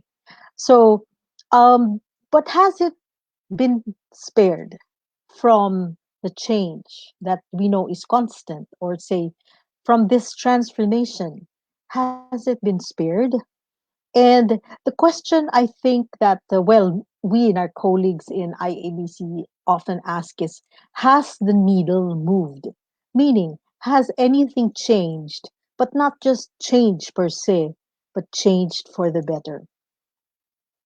So, if I may go to the next slide, I'll show you something that perhaps symbolizes the change. I did tell my millennial children about the rotary telephone, and they said, "Mommy, what's that?" And then we soon migrated to handheld phones. And then now, of course, still have landlines, but it's now more of a push button. And then, of course, we have the smartphones now that are with us. Now, I just want to share something. Um, that's my grandson. And one time we were having a talk via a landline phone with my mother. So I said to him, here's the phone, and talk to grandmom. And then he took the phone, and then he looked at me and said, why can't I see grandmom? And then we all look at each other and we go, oh, because this guy has been born looking at a smartphone and at gadgets that will show you audio and video. Whereas we were content, because that is how we were when we got into the world. We were content with audio, not these kids today. So you see, I am a digital immigrant. I just happen to adjust to the new world today. But millennials and young kids like my grandson are actually digital natives. So there's a difference. They know the world of clicks and swipes, and that's something we had to learn. While for them, it's nothing. It's an everyday thing they see. So I think the telephone really personifies this change. So imagine this is a game changer. Next slide, please. So this is a game changer, actually. Next. Now, I'll show you a slide from way back 2010. Next slide, please.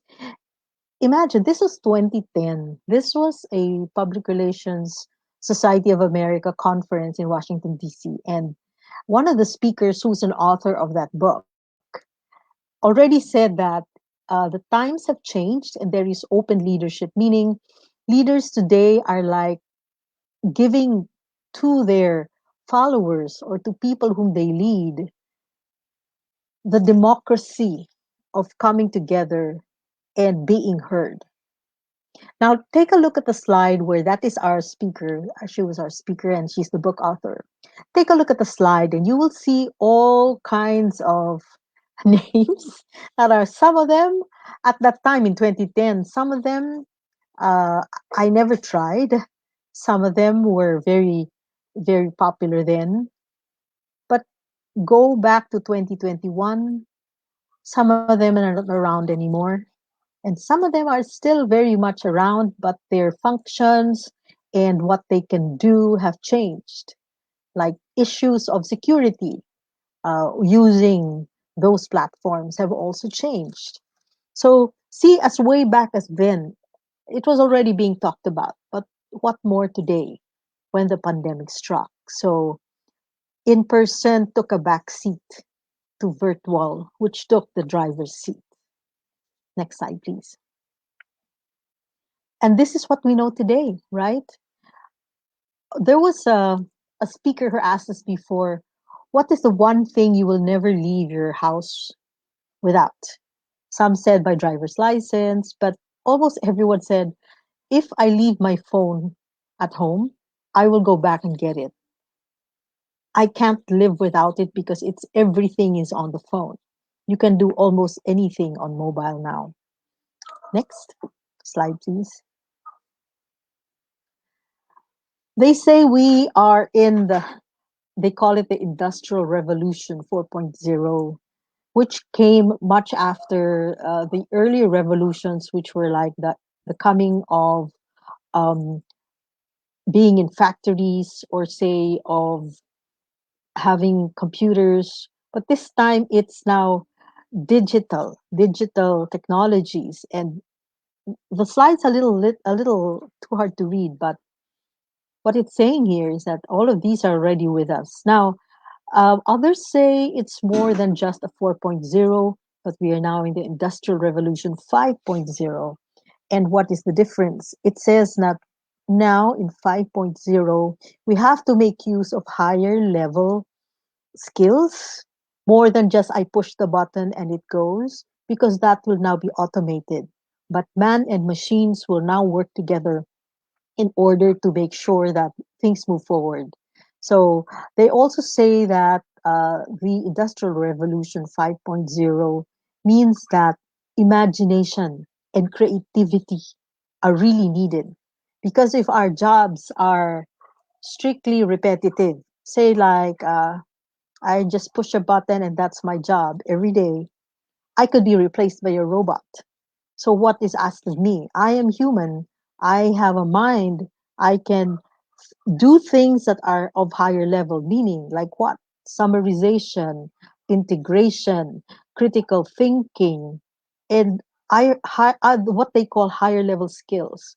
So if I may pose a question here and relating back to the earlier um, presentation on training, going back to innate and going back to your childhood and your background, are we preparing our children to take this, to tap into their higher level skills? So we have to look into the education that they're getting and the type of stimulation and support we give them as they grow up.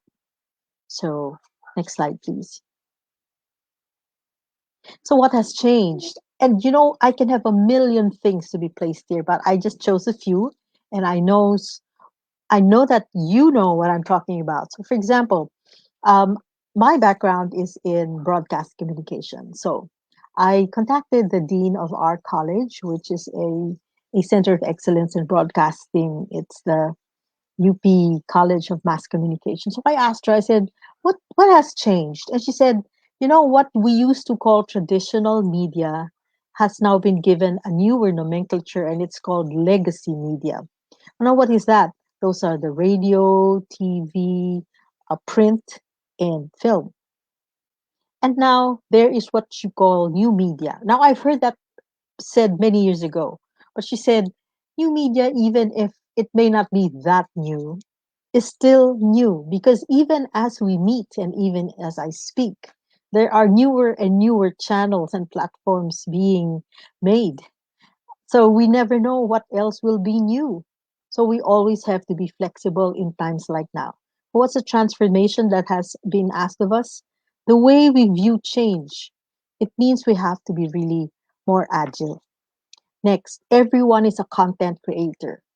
For example, you have a worker who feels he has not been heard. In traditional ways, you go through channels, right? But if that worker or that customer feels he has been ignored, what's to stop him from going to his Twitter account or his Facebook account or even making a call or sending it to some friends online and ranting? He can create that.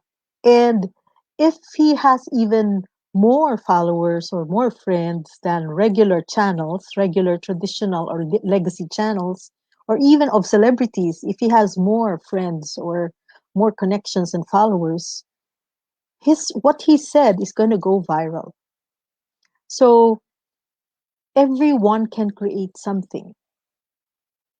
It's not like it's only confined to a few. That's why there's a great debate in the industry, because they say, what will be your accountability as a content creator? Because you can post anywhere, anytime. Okay. So next, if we can go back to the slide, please. Can we go back? No, the slide before that, where there's one, two, three, four, five. There we go. Number three, anonymity and identity of the sender is a concern. So that's why we have trolls. But we know that trolls do it well. There are probably those who do it because they want to, but we know that it is an industry, and it's the underground industry, and it's something they get paid for. And then you have hacked accounts. So if your password is not so secure, then you could get hacked. Or say maybe you're a high profile person or an industry or a company, you always have to have a good firewall and security, cyber security. Then there is what we call deep fakes. I just don't have the sample now, but it's already done, and I'm sure some of you have seen it. The most popular is the example of the President of the United States, who was shown speaking, but because they were able to figure it out on the technology side, how to do it, it's somebody else talking. But on the screen, you see the President of the United States talking, saying things that this other person is saying, but you don't know. You don't know whether it's really he talking or is it someone else. So there are many, many ways now they can do these things. Another is, of course, fake news. Then there's plagiarism and intellectually property concerns, because you can just cut and paste and use things. So content and messaging are also put in jeopardy. Now, what does this mean? I think in the new days to come, all the more honesty and discipline and intellectual honesty, especially, is very important. If it's not your work, you have to cite your sources. You can't just pass off something as yours. That there are laws against that now, but all the more, whether or not anyone is looking, we have to be honest about what we do. Next is there are so many channels now. I don't I don't have enough space here to even show what are these different channels. And our millennials have a lot of insights into this, and they're very good at having all of them on their screen, and they know how to mix and match them. So this generates multiple stimuli. There's too much going on. Those of us in office with all these gadgets and all these connectivities know this. You're working on a file on your laptop, but you're in media or communication on PR, so you're watching TV. Probably you're even watching 24-hour channel because you have to get the news, you have to monitor.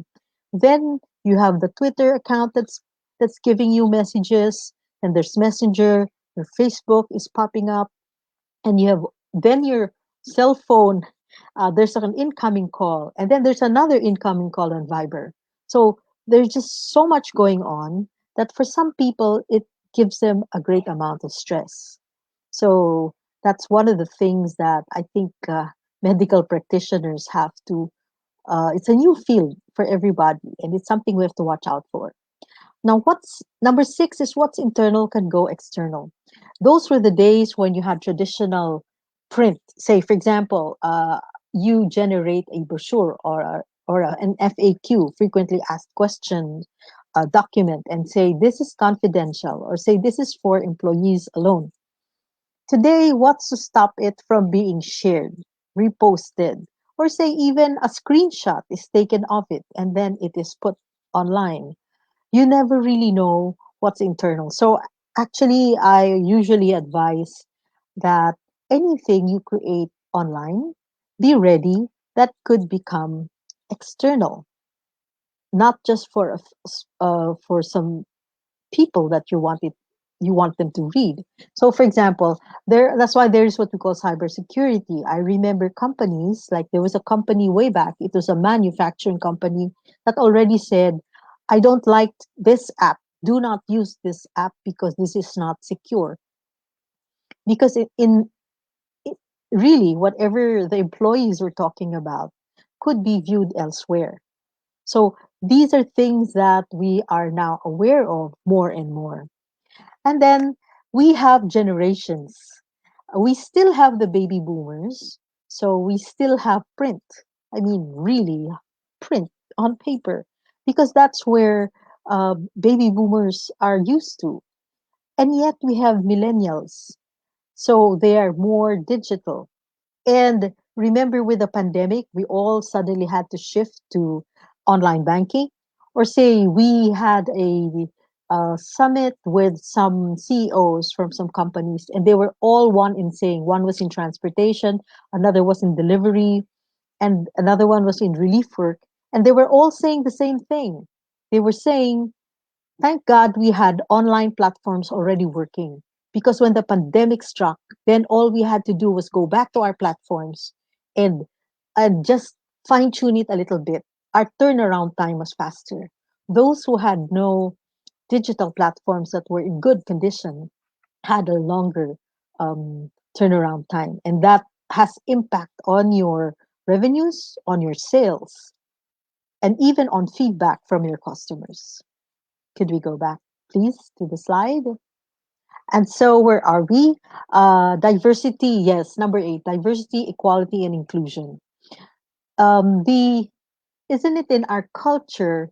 We sometimes like to poke fun at each other, how we look, our hair, or have we gained weight, or do you look older?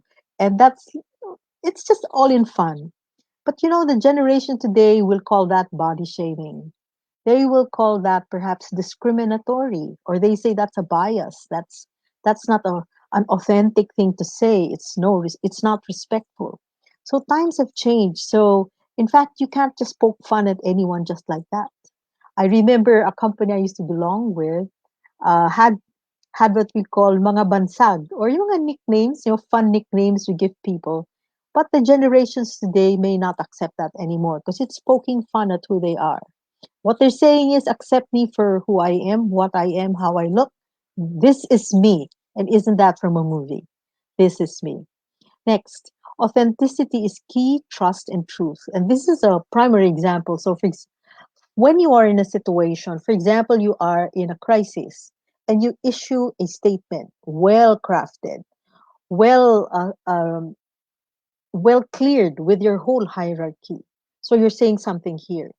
Versus, what if a media person goes to an employee and asks him, what do you think? And it's directly contradictory to what the official statement is. Who do you think will get more traction online? The well crafted statement, or the person who is giving you raw and authentic first person feedback? And sometimes this raw, authentic feedback is the one that gets viral. And this one might even just be buried in a bunch of emails. But this one, because it is authentic and it is real, becomes something that people search and believe. So, see, the pandemic has really rewritten our lives. It's a reset for all of us. Um, for example, we now have extended work hours. So the questions I've been hearing from those in regular work hours is that, can we not have a policy that says, this you can email me at this time, but I need time off. So when do I go offline? And then we have those of us who went on a Netflix binge. Isn't that right? We still do that up to now. Can we go back to the slide, please?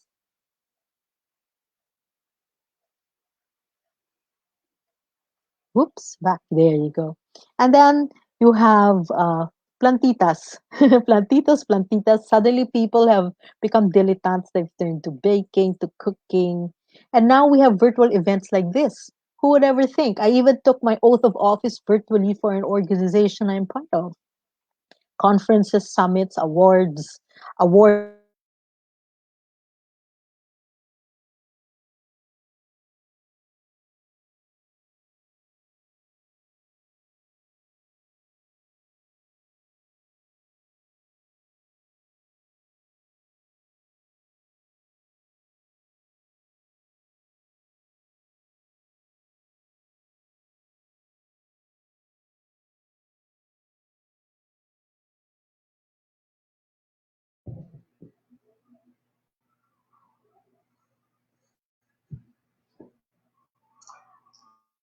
Okay, so it seems that some internet issues are beginning to creep up, but of course, that's why you have me as your host, and of course, we still have a few speakers lined up. But so far, the presentation when it comes to translation communication is really spot on, and I think Miss Ritzy is back on.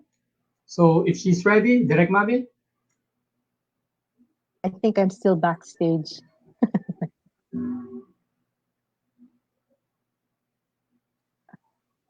Okay, I'm back on. Thank you.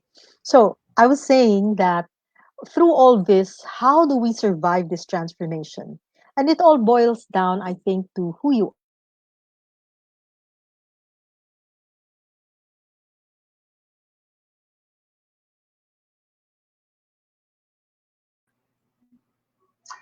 Okay, so the second time, but of course, especially in this age of digital, I think those things are to be expected. So what we need to do is just to really move on, just try to move forward. And in terms of what this summit intends to bring, we're almost at the tail end. So probably just a few minutes so that we can check if Miss Ritzy can really get back and then really just try to land the plane from there. But just a reminder, after the final few speakers have already presented their keynotes, of course, we will go straight to the book launch, of course, the book launch of Transform or Perish, how to intentionally change yourself to deal with overwhelming disruption. And you already had a sneak peek because when Sergeant Lloyd Luna came on the virtual stage and shared his thoughts on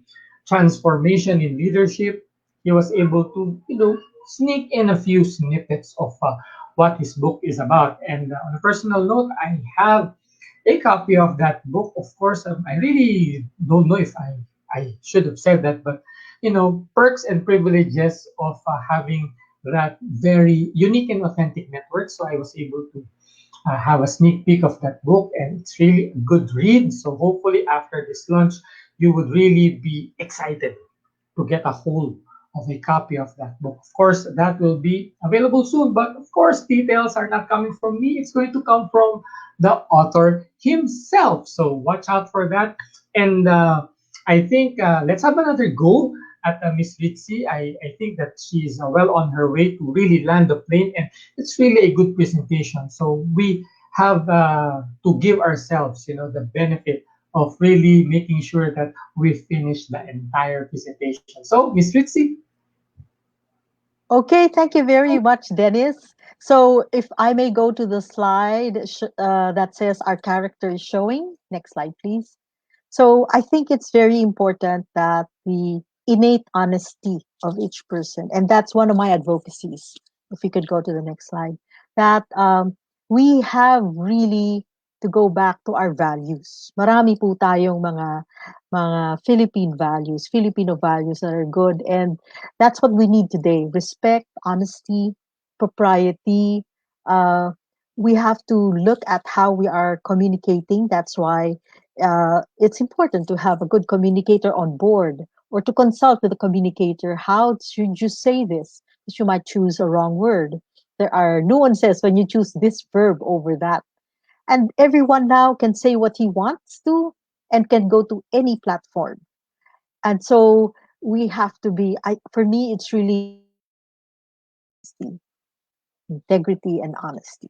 So next slide, please. But no matter how many platforms there will be, communication, let's accept it, will always be on the move.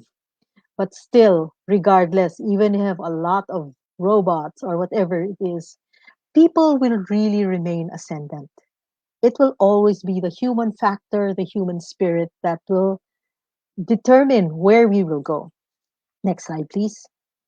And they say in the next society, which is um, the next society of the 5.0 industrial revolution, and I think this is a good thing for us to think about. We must consider what kind of society we wish to create rather than trying to always trying to foresee the kind of society it will be. Let's not be led by circumstances. Let us make the circumstances work for us with as much good as we can.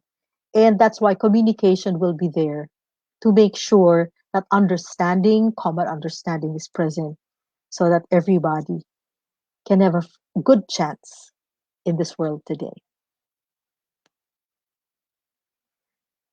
So if we go to the last slide, I'd like to say thank you very much. Maraming salamat po. We have a lot to say when it comes to communication, but I do believe we have given you a bit of what it is. If you'd like to get in touch, keep in touch. That's my email address. You may get in touch with me or through Jesse or through Dennis. So, yeah, thank you very much, everybody. Have a good day.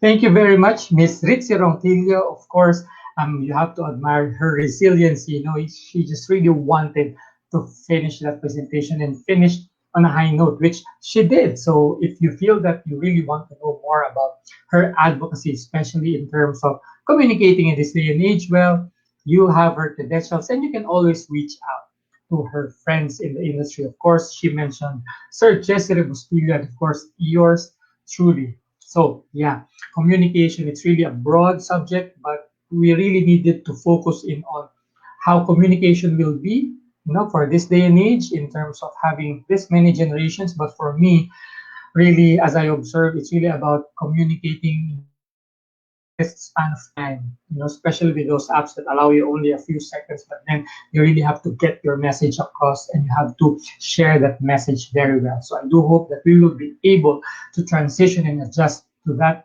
mode of communication, but still retaining the values that we need to retain in order to really, put more focus on value rather than just saying something for the sake of saving, talking about a meme. And so we proceed to the next area, transformation, this time, transformation in small business. So our next speaker won or was awarded the 2018 Agora Award, and he won it for Outstanding Achievement in Entrepreneurship under the Medium Enterprise category. He earned his master's in entrepreneurship from the esteemed Asian Institute of Management, or AIM. Yes, go, go, go, AIM. And of course, he is the founder of Carmen's Best Ice Cream. Wow, yes. So, for us to learn more about the message that he will be imparting, let's listen in to our speaker under Transformation in Small Business.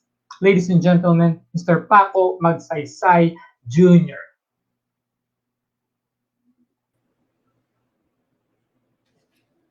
Thank you for the introduction. It's Paco Magsaysay. Wala pa naman Paco Magsaysay Senior, although I am I am a little bit older. I'm 52 years old, so I guess I could be Paco Magsaysay Senior, but there is no Paco Magsaysay Junior. But thank you so much for the introduction. Thank you to Lloyd and team for inviting me to this summit. I am privileged and honored to be part of this group of speakers. Well, I was invited to speak here today regarding how we started our business from an SME, a startup, to where we are today, which is February 1, actually, in a week or so, is our 10th anniversary. So Lloyd was asking me, how did we, get to survive starting a business, going through a lot of difficulties, and even going through a pandemic, and still be operational at this time. No, there's still a lot of businesses closing down, and it's a combination of a lot of hard work, persistence, blessings, and luck. It's a combination of everything. But I have to admit that I never imagined that when we started, that we would have a business that would be going for a long time. And it's hard to imagine when you're starting, because sometimes you don't even know what's going to happen in the afternoon of the day that you wake up. There's so many things that happen, and there's so many things that seem to be out of your control. But we started we incorporated in 2009. So if you're to reverse, go back a couple of years, 2007, my father and his friends put up a dairy farm. And they put up a farm in Bai, Laguna. And at that time, I was busy working with a family business, which was a cable TV business. My father started that company back in 1972. I was 4 years old at that time.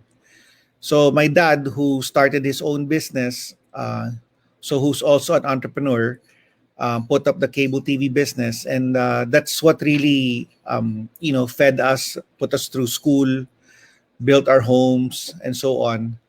But in 2007, after his time in the Senate, he decided to put up a dairy farm with some of his friends. And I was so entrenched in working the cable TV business that I wasn't open to getting busy and helping them out in the dairy farm, because it was so different and foreign to me. I was so involved in the cable TV business, running it for a couple of decades already. So when he asked me one day to help them sell the milk, kasi we were selling fresh milk at that time, which we are still selling fresh milk. Nangyari was, I couldn't say no. I had to help my father, and I went to the farm in Bai, Laguna, familiarized myself, and lo and behold, I had no idea that it was going to be my calling. I didn't know that, but there's something inside of you that sort of just you go with your gut, and sometimes it doesn't make sense, but you lessen your risks of failure, and you understand your strengths and weaknesses, and you try to supplement your weaknesses by getting people who can help you, wherever you're not so strong at. And moving forward, we were able to develop ice cream. We made ice cream. Actually, I made the ice cream. I was making the ice cream in our kitchen. We started with a very small machine. It was not even, parang the mixing bowl was not even the size of a tabo. It was really that small. And I still have that machine. I mean, we don't use it anymore because it's too small, but I still have that machine.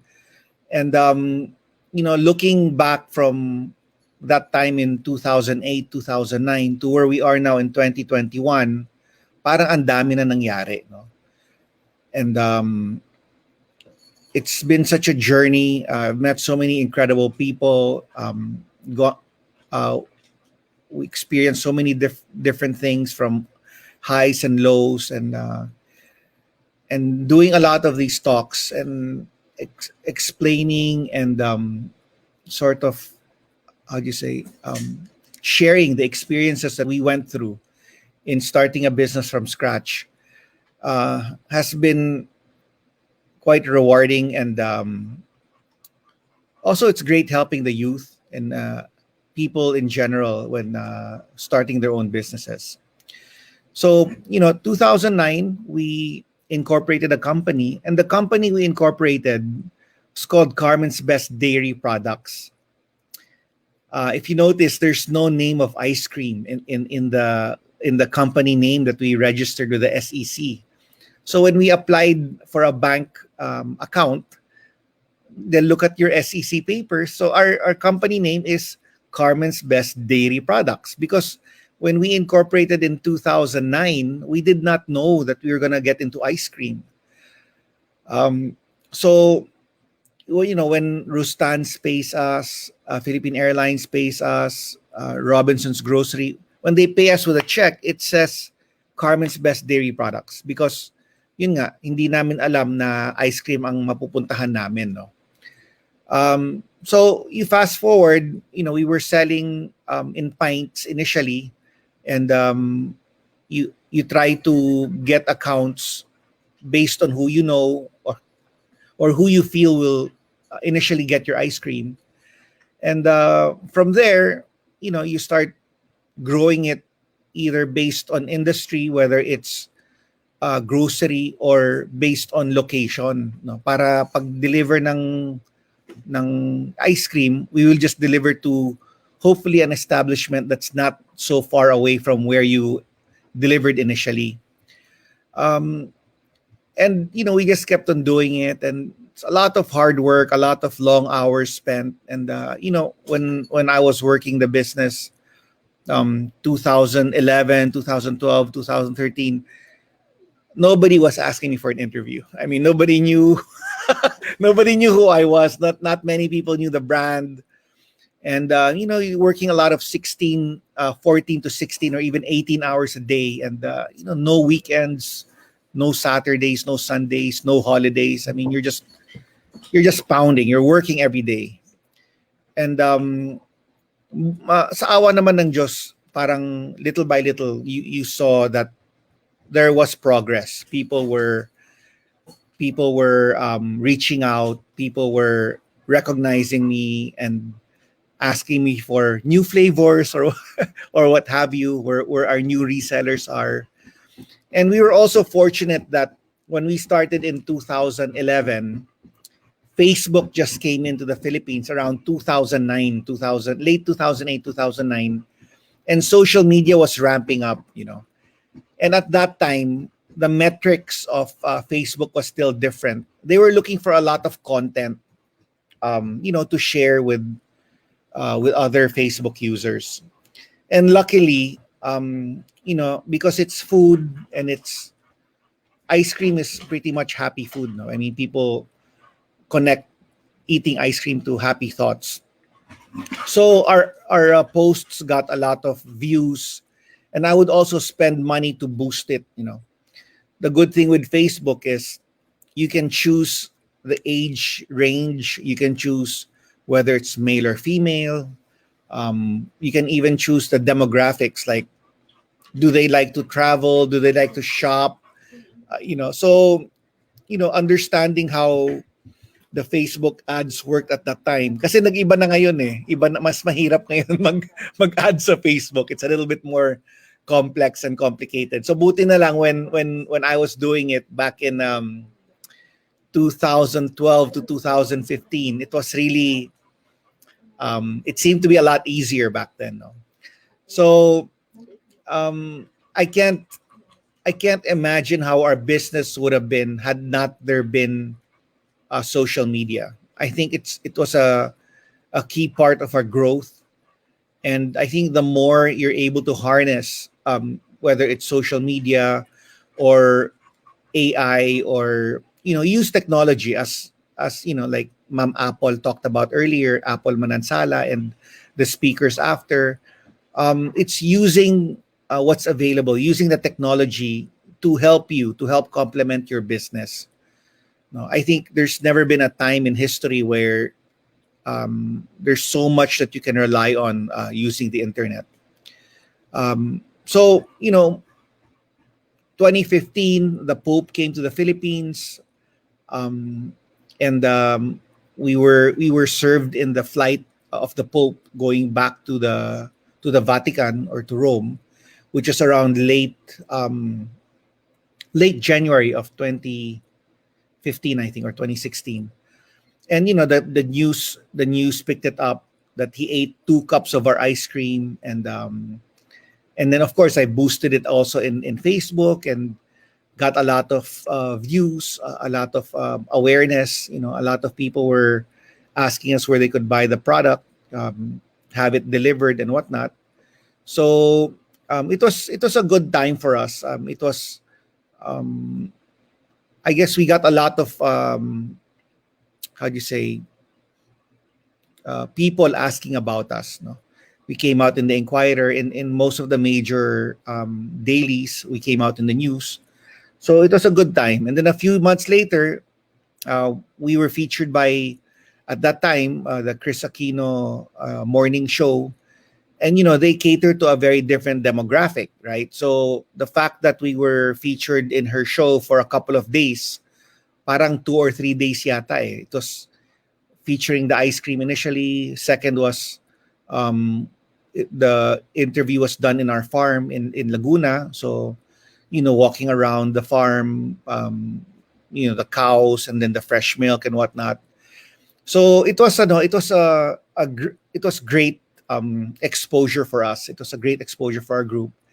And even siguro 2 or 3 years after I came out in the Chris Aquino show, people would come up to me and say, "Hey, I saw you in the Chris Aquino show," and it's quite amazing the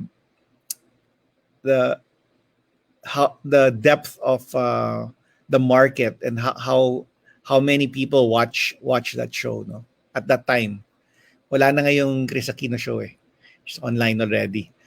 But I think as you get bigger, one of the most difficult parts of going from small to medium is you're using bigger machines. You have to move to a plant, an actual plant, a processing plant. And if you go to a processing plant that makes ice cream, you won't see any kitchen equipment there. It's very different running a business from a home kitchen, which is of course limited because when you can't really get big accounts because they'll ask you where's your processing plant, and then you say you're in your home kitchen. The big accounts will not really talk to you. So we really had to move out of our kitchen at the time and move to a processing plant, and we chose to move to Laguna Technopark, which is in Binyan, Laguna. So we chose Laguna because it was relatively near our farm in Bai, Laguna, Although Bai is significantly further south from that of Binyan. Binyan is closer to Metro Manila, of course. But it was still, within a certain distance, and the Binyan plant was closer to the market, which is primarily Metro Manila.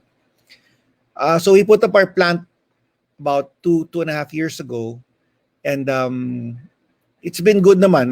The growth has been steady, and winning the Agor Award in 2018 was also another blessing. When I was when the PMA, the Philippine Marketing Association, reached out to me in 2018, they sent me an email asking me if they could interview me. So of course I agreed to the interview, only to find out that they already chose me as a winner for the for the medium enterprise for entrepreneurship. So being exposed to the PMA group, great people, a bunch of professionals, learn a lot from them. So it's been a fantastic journey, and hopefully one day we can find a way to really explain all the way we started, the ups and downs, where we are, and hopefully because of COVID, hopefully it's not the end of our business. When COVID hit last year, it was quite difficult. It was around mid-March of 2020, and nobody knew how contagious this COVID was. So nobody was allowed to leave their homes. We had no production. So all our production crew stayed in their own homes. So we were not making ice cream. We sold less than 10% of our normal sales, no, but we had to pay our staff 100% their full salaries. So it was probably the first time in our history, in our short history, that sabi ko, baka magsarado na tayo dito.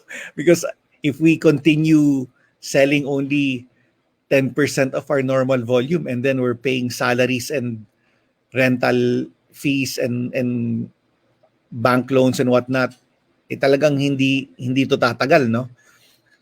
Buti na lang, things started changing. People started understanding more what they could and could not do. We shifted to community resellers. A lot of our accounts, like Philippine Airlines, restaurant accounts, coffee shop accounts, hotels and resorts, they all significantly slowed down their orders. Some even stopped ordering. So that was a big part of our business that sort of nawala. So we had to look other ways of selling our product. So buti na lang, marami kaming mga loyal customers or people who believed in us that there was a demand for our ice cream. And ice cream is more mainstream in our culture and in our diet, unlike other types of food, like maybe a sandwich, or it's very Western to, or it's not really accepted to have a sandwich as a main meal, no? Ice cream naman is a little bit more accepted. So buti na lang nasa ice cream kami. na napunta kami sa ice cream. So yun, I mean, we've been able to keep our heads above water mid to late part of 2020. And as you all know, people started going out more the fourth quarter of 2020 and trying to get back to, semi-normal. But people are going back to work, people are buying in the grocery again. There's not so many, how do you say, limitations of number of people that go in a grocery. So, people are more open. They're sort of going back to how things were before. Although, granted, it's still not. It's far from what it was. Let's say January of 2020 compared to now. Ibang-iba pa rin yung January of 2020. So here we are today. We also had our 1-year anniversary in Singapore. Our reseller in Singapore opened a shop in Capitol Piazza, which is across the Raffles City Mall, which is in the heart of the city. And we compete on quality. Our quality of ice cream that is sold here in the Philippines is the same as the quality that we sell in Singapore. So it's been good. I mean, so it's been good, and hopefully we'll be able to develop more markets and continue our growth slowly. So thank you so much for having me over, inviting me.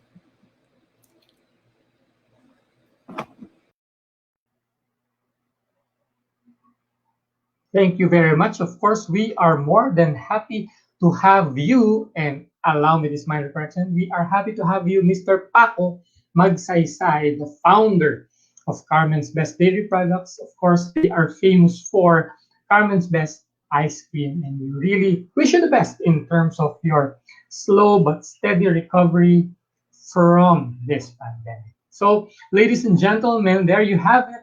A lot of amazing, awesome, wonderful speakers talking about just one theme: transformation. Transformation in many industries, transformation in many fronts.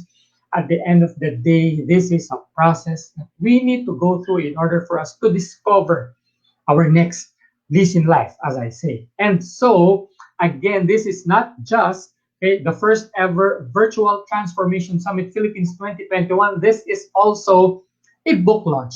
Yes, and we are talking about none other than the book Transform or Perish: How to Intentionally Change Yourself to Deal with Overwhelming Disruption. And so allow me to call back the author. And of course, he is the framer of the, wonderful framework that involves transformation not only in individuals but also in industries. Ladies and gentlemen, to officially launch his book, we have Sergeant Lloyd Luna.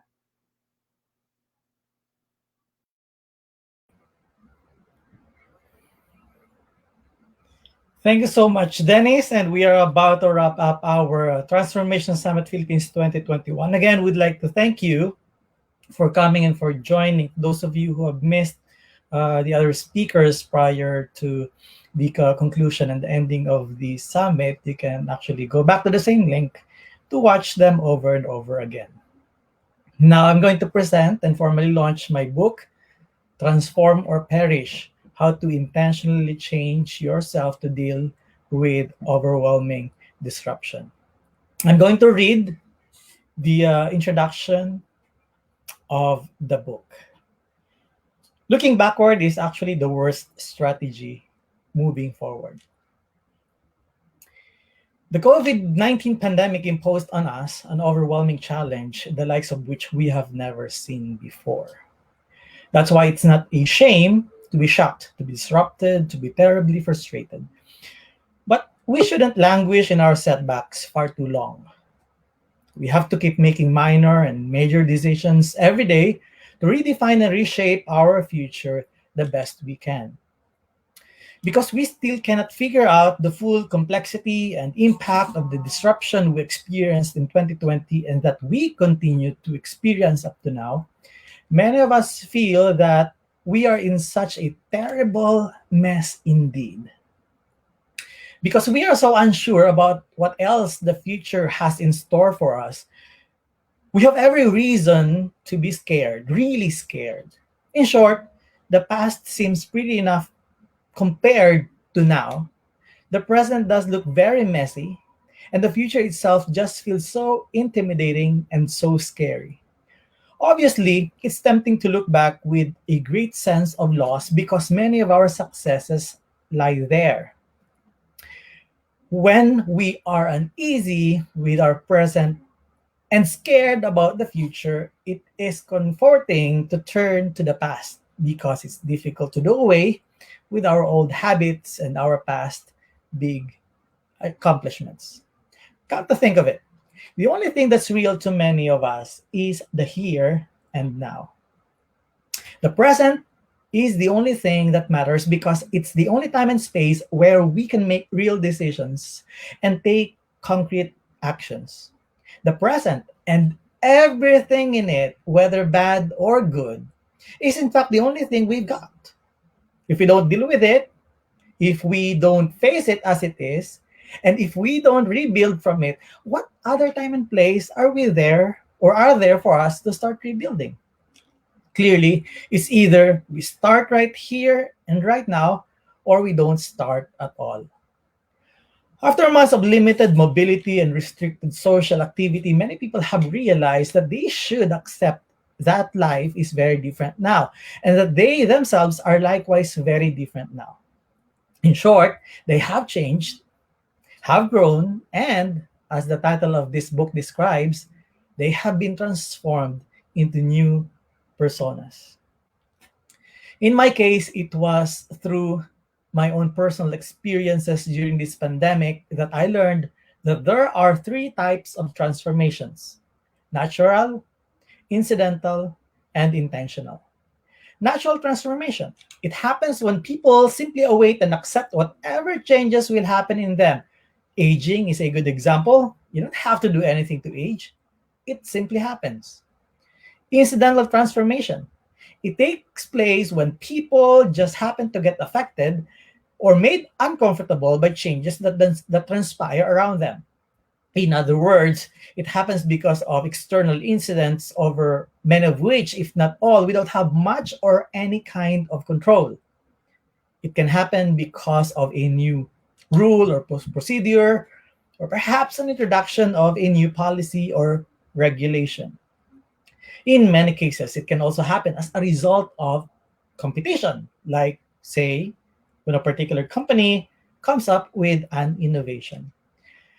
Another incidental transformation is the prevalence today of work from home arrangements that are meant to minimize and slow the spread of the COVID-19 pandemic. But whether it's just temporary or will become permanent remains to be seen. Now, intentional transformation. This kind of transformation is what this book will take up in detail in the following chapters. People undergo this kind of transformation when they get to understand the situation and therefore develop and purposefully observe a specific action framework, zones, processes, and competencies to effect change. It occurs when people consciously influence their choices and actions to take new forms within that new framework. In this book, my goal is to present the intentional transformation framework, the one that you're seeing flashing on your screen right now, that I myself have created to deal with the disruption wrought on my life and career as an onstage professional speaker. I will share my own story of frustration, fear, and insecurity, and how I made headway from being disrupted to becoming an inventive disruptor. The three zones of transformation. You can see it again on your screen. My transformation framework is made up of three zones. The first is the disruption zone, mga bagay na nagulo. Second, the realization zone, or mga bagay na nalaman. And third, the creation zone, mga bagay na nagawa. In the succeeding chapters, I will enumerate the three processes that bridge these zones, namely introspection, exploration, and innovation. And supporting the processes are three competencies that give us the power to undertake them: agility, creativity, and nonconformity. This framework aims to give you a fresher, more incisive look at the transformation process for individuals and for organizations as well. Now, we may have different stories to tell about major changes this global pandemic has wrought in our life, but I believe that most of us have pursued similar ways of finding our way out of the mess that the pandemic continues to inflict on us. Two concrete stories form my primary basis for creating this transformation framework of mine: the founding of the New Channel Media Corporation and my decision to become a Sergeant Reserve at the Philippine Air Force. They are both unexpected journeys, in fact, totally unplanned undertakings or accomplishments that happened during what otherwise could have turned out to be a totally wasted year. The truth is that whether we like it or not, transformation happens or will happen to us all. And if we don't transform intentionally, something or someone will come along to cause it to happen to us. Nature has its way of transforming us. The people around us can force us to shape up. Each of us have the power of bringing about those changes in ourselves, whichever way we choose. And even if we don't choose to change in any way at all, we are likely to end up getting transformed anyway. Some people are fully aware of this transformation as it happens. Some are not. Some simply don't care. But to live your life to the fullest, especially if you look at or fancy yourself as a leader, you must know how intentional transformation happens.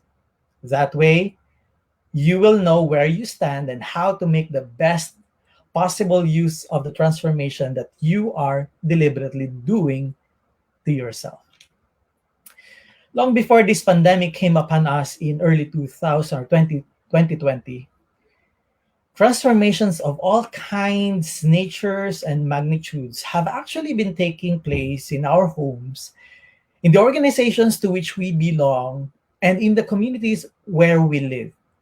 But we took those transformations very lightly, probably because we felt they were not as important as making record-breaking sales or winning the marketing wars that we might be engaged in, or winning in the innovation rivalry in our own lines of work. This book that I'm writing seeks to describe this phenomenon. It is an attempt to formulate the principles and the processes and applications of intentional transformation so you can better guide yourself as it happens. Find out what to do next when serious disruption occurs and develop actionable ways to apply the transformation framework in your business, in your work, and in your life as a whole. Every crisis creates chances. Every day we get a chance of doing something in the hope that one day we will win. We'll become a better person for others. And we'll get to understand the world around us in an altogether new light. In this time of the pandemic, we have that singular opportunity. We got the opening to create intentional transformations that can change the way we see the world, the way we decide on matters that greatly affect our lives, and the way we want to shape our very own future. But first, we need to answer an important and very crucial question.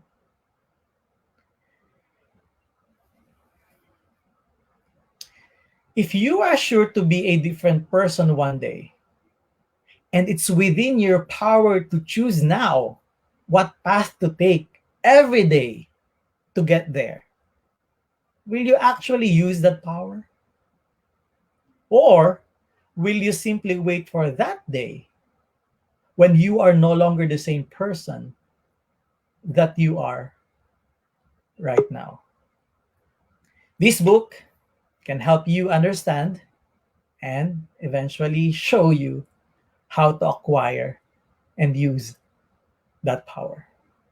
My name is Sergeant Lloyd A. Luna, Philippine Air Force Reserve, and I wrote this book in the Philippines on December 4th, 2020. I'm flashing again the framework of the book, Intentional Transformation. You can see on your screen right now, and I hope it can help you. You can download the book by going to the website leadershipspeaker.ph/shop. Again, download the book from leadershipspeaker.ph/shop. Thank you so much for your time and appreciate it. I hope you have learned and gotten so much value from this very first Transformation Summit Philippines. And I wish you all the best in your life, in business, and in your career. May God bless the Philippines. May God bless the Filipino people.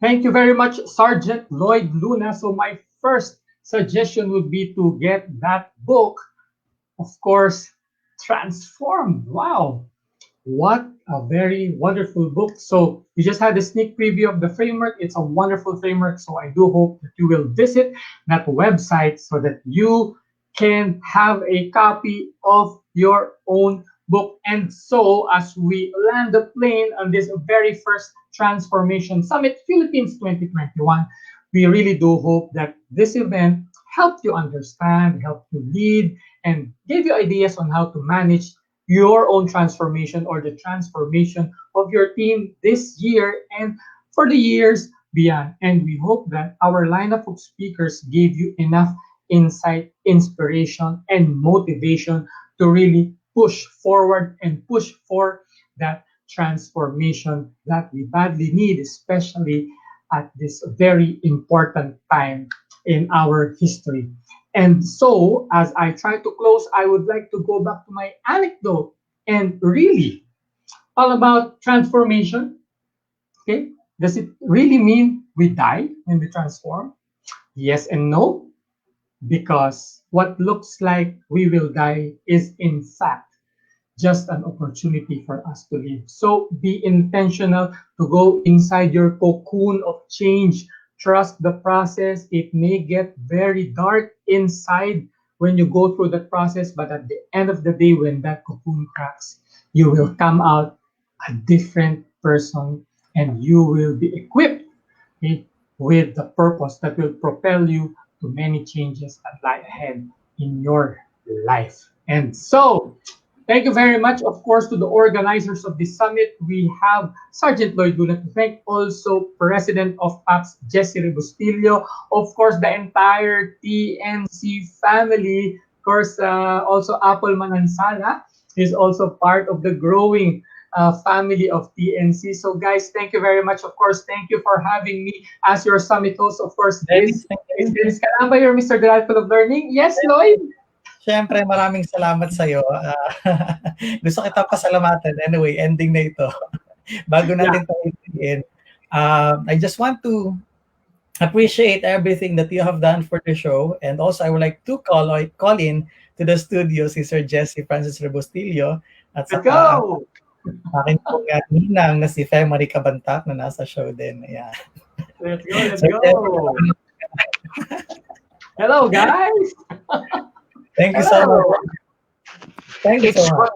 it's wonderful that we are having this because a lot of associations, a lot of organizations, a lot of people have been talking about transformation, but it's only this time that there is a what do you call this, a substantial um, converging thoughts on how we are going to deal with the changes that we're experiencing now. So thank you, Lloyd, for this wonderful venue for all of us to have exchanges uh, and what you call thoughts, sharing of thoughts, because all of this we are going to gain.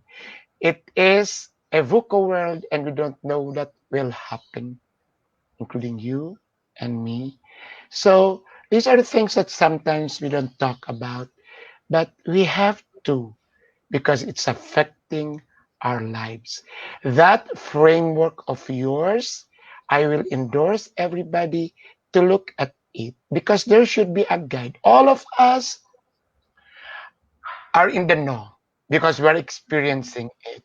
And we have all our what you call our individual take on it.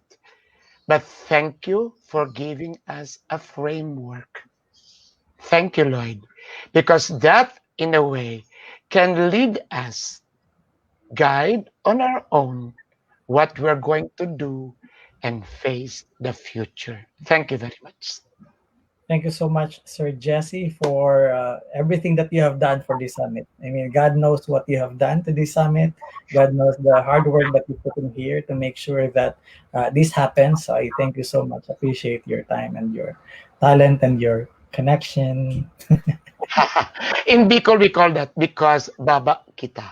Yeah. Of course. Yes. And Dennis, Sir Jesse, Let's allow let's give somebody something from family. Yeah, Oh, sure. Why not? before Why not? Mom Family, our muse. yeah, before Mom Family say anything because she's muted anyway. I just want Sorry. I just I just want to tell you guys the role of Mom Family in the making of the framework of this transformation project, and that she has challenged the framework herself. So that means na filter po itong framework na ito because there are a lot of people who have contributed to this book as well, but Mom Femery was the one really challenged me to take another look at the framework and if there's something that we can improve, and we did. So Mom Femery, thank you so much for the work that you have done, for the help that you have extended to me. Appreciate you. It's an honor. It's an honor, Lloyd. Thank you. And Thank you for the promotion, by the way, it's a crazy promo. When did you get the power to promote? I mean, I understand you are married to a military guy, but I don't think you can promote. But anyway, thank you for making me a major for this event.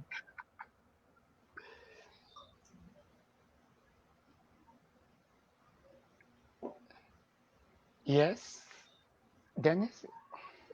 There's no dead air, ladies and gentlemen. It was just an overwhelming moment looking at the comments inside StreamYard, and we have Apple telling us to get glasses because we needed to do cheers, but unfortunately, my glass is empty.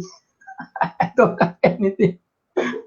So probably I'm just going to pretend that there's something there, or glasses as in the glass, or glasses as in glasses. Yes. So whatever that is, of course, I really want to express my sincere congratulations to the three of you. Of course, we've worked so hard for to really be out there, especially the framework. Probably when that book will have a version 2.0, I would probably need to join the next, next set of evaluators for framework 2.0.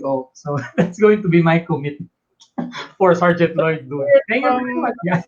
Let's hear from the how do you call it? Lieutenant General? Yes, Lieutenant General. One rank higher than the husband, right? Yes. That's Of true. course, of course. Favorite, please give us the toast. Yes, wow. Is So it yeah. me? Um, to many more gems of ideas and frameworks, to many more transformations among peoples, organizations, and the society as a whole. Cheers, Lloyd. Cheers, everyone. Cheers. Cheers. Oh. I'll pretend to Especially, I drink. would like to thank Apple Manasla for allowing us to use the TNC platform. For allowing us to use the platform for this project. If she is around, I would like to call her kung ready siya. Pero kung hindi naman, di maraming salamat na lang. Oo, kasi kinabahan daw siya kanina. Hindi naman nalata. Nagko-comment anytime naman daw, Can Sergeant. we have a photo opportunity, and after that we can ask Dennis for a prayer? Sure. Sure. Apple, are you there? Is she Dapat there? may photo opportunity kasi this will be documented for the launch of Apple, are you back? Show yourself. No, she's not. Wala na si Ma'am Apple. Okay. Nagtatago. So again, thank you for your time. Appreciate it, Dennis or Jesse, Mountain Mary. You're welcome. You're welcome, Dennis.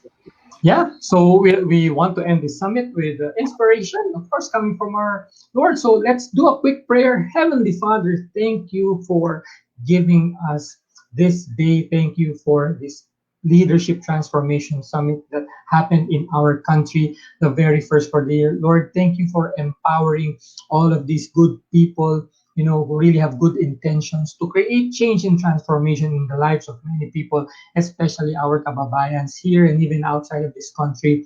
Lord, thank you for empowering the minds and hearts of our speakers. Thank you for giving the boldness and courage to the organizers of this very wonderful summit. But at the end of the day, Lord, I hope that we are able to bless the minds and hearts of the people who watch and who will be watching this summit, because you know what's inside our hearts. You know our intentions for this country to succeed, for our fellow Filipinos to succeed. And we just hope that through this event, we have blessed countless of people. Of course, buoyed by your love, by your grace and mercy, we do well enough to know that all of these things, all of the talents and abilities that we have right now, is all because of you, dear Lord. And so allow us to give back all the glory, honor, and praise to you, Lord Jesus Christ. And we just thank you for the gift of wisdom and the gift of communication that you have so bestowed upon us, so that we can influence not only the earlier generations, the current generations, but the future generations. Thank you, Lord, for this day. Thank you for this event. And we hope and pray that we will return for another round of the Transformation Summit Philippines for next year and the years beyond. Thank you, God. In Jesus' name we pray. Amen and amen. So it looks like I'm the only one on the screen. So again, just to land the plane, thank you everyone for watching the Transformation Summit. This has been your host, Dennis Calamba, the Mr. Delightful of Learning. See you next year for another Transformation Summit Philippines. Goodbye and God bless you.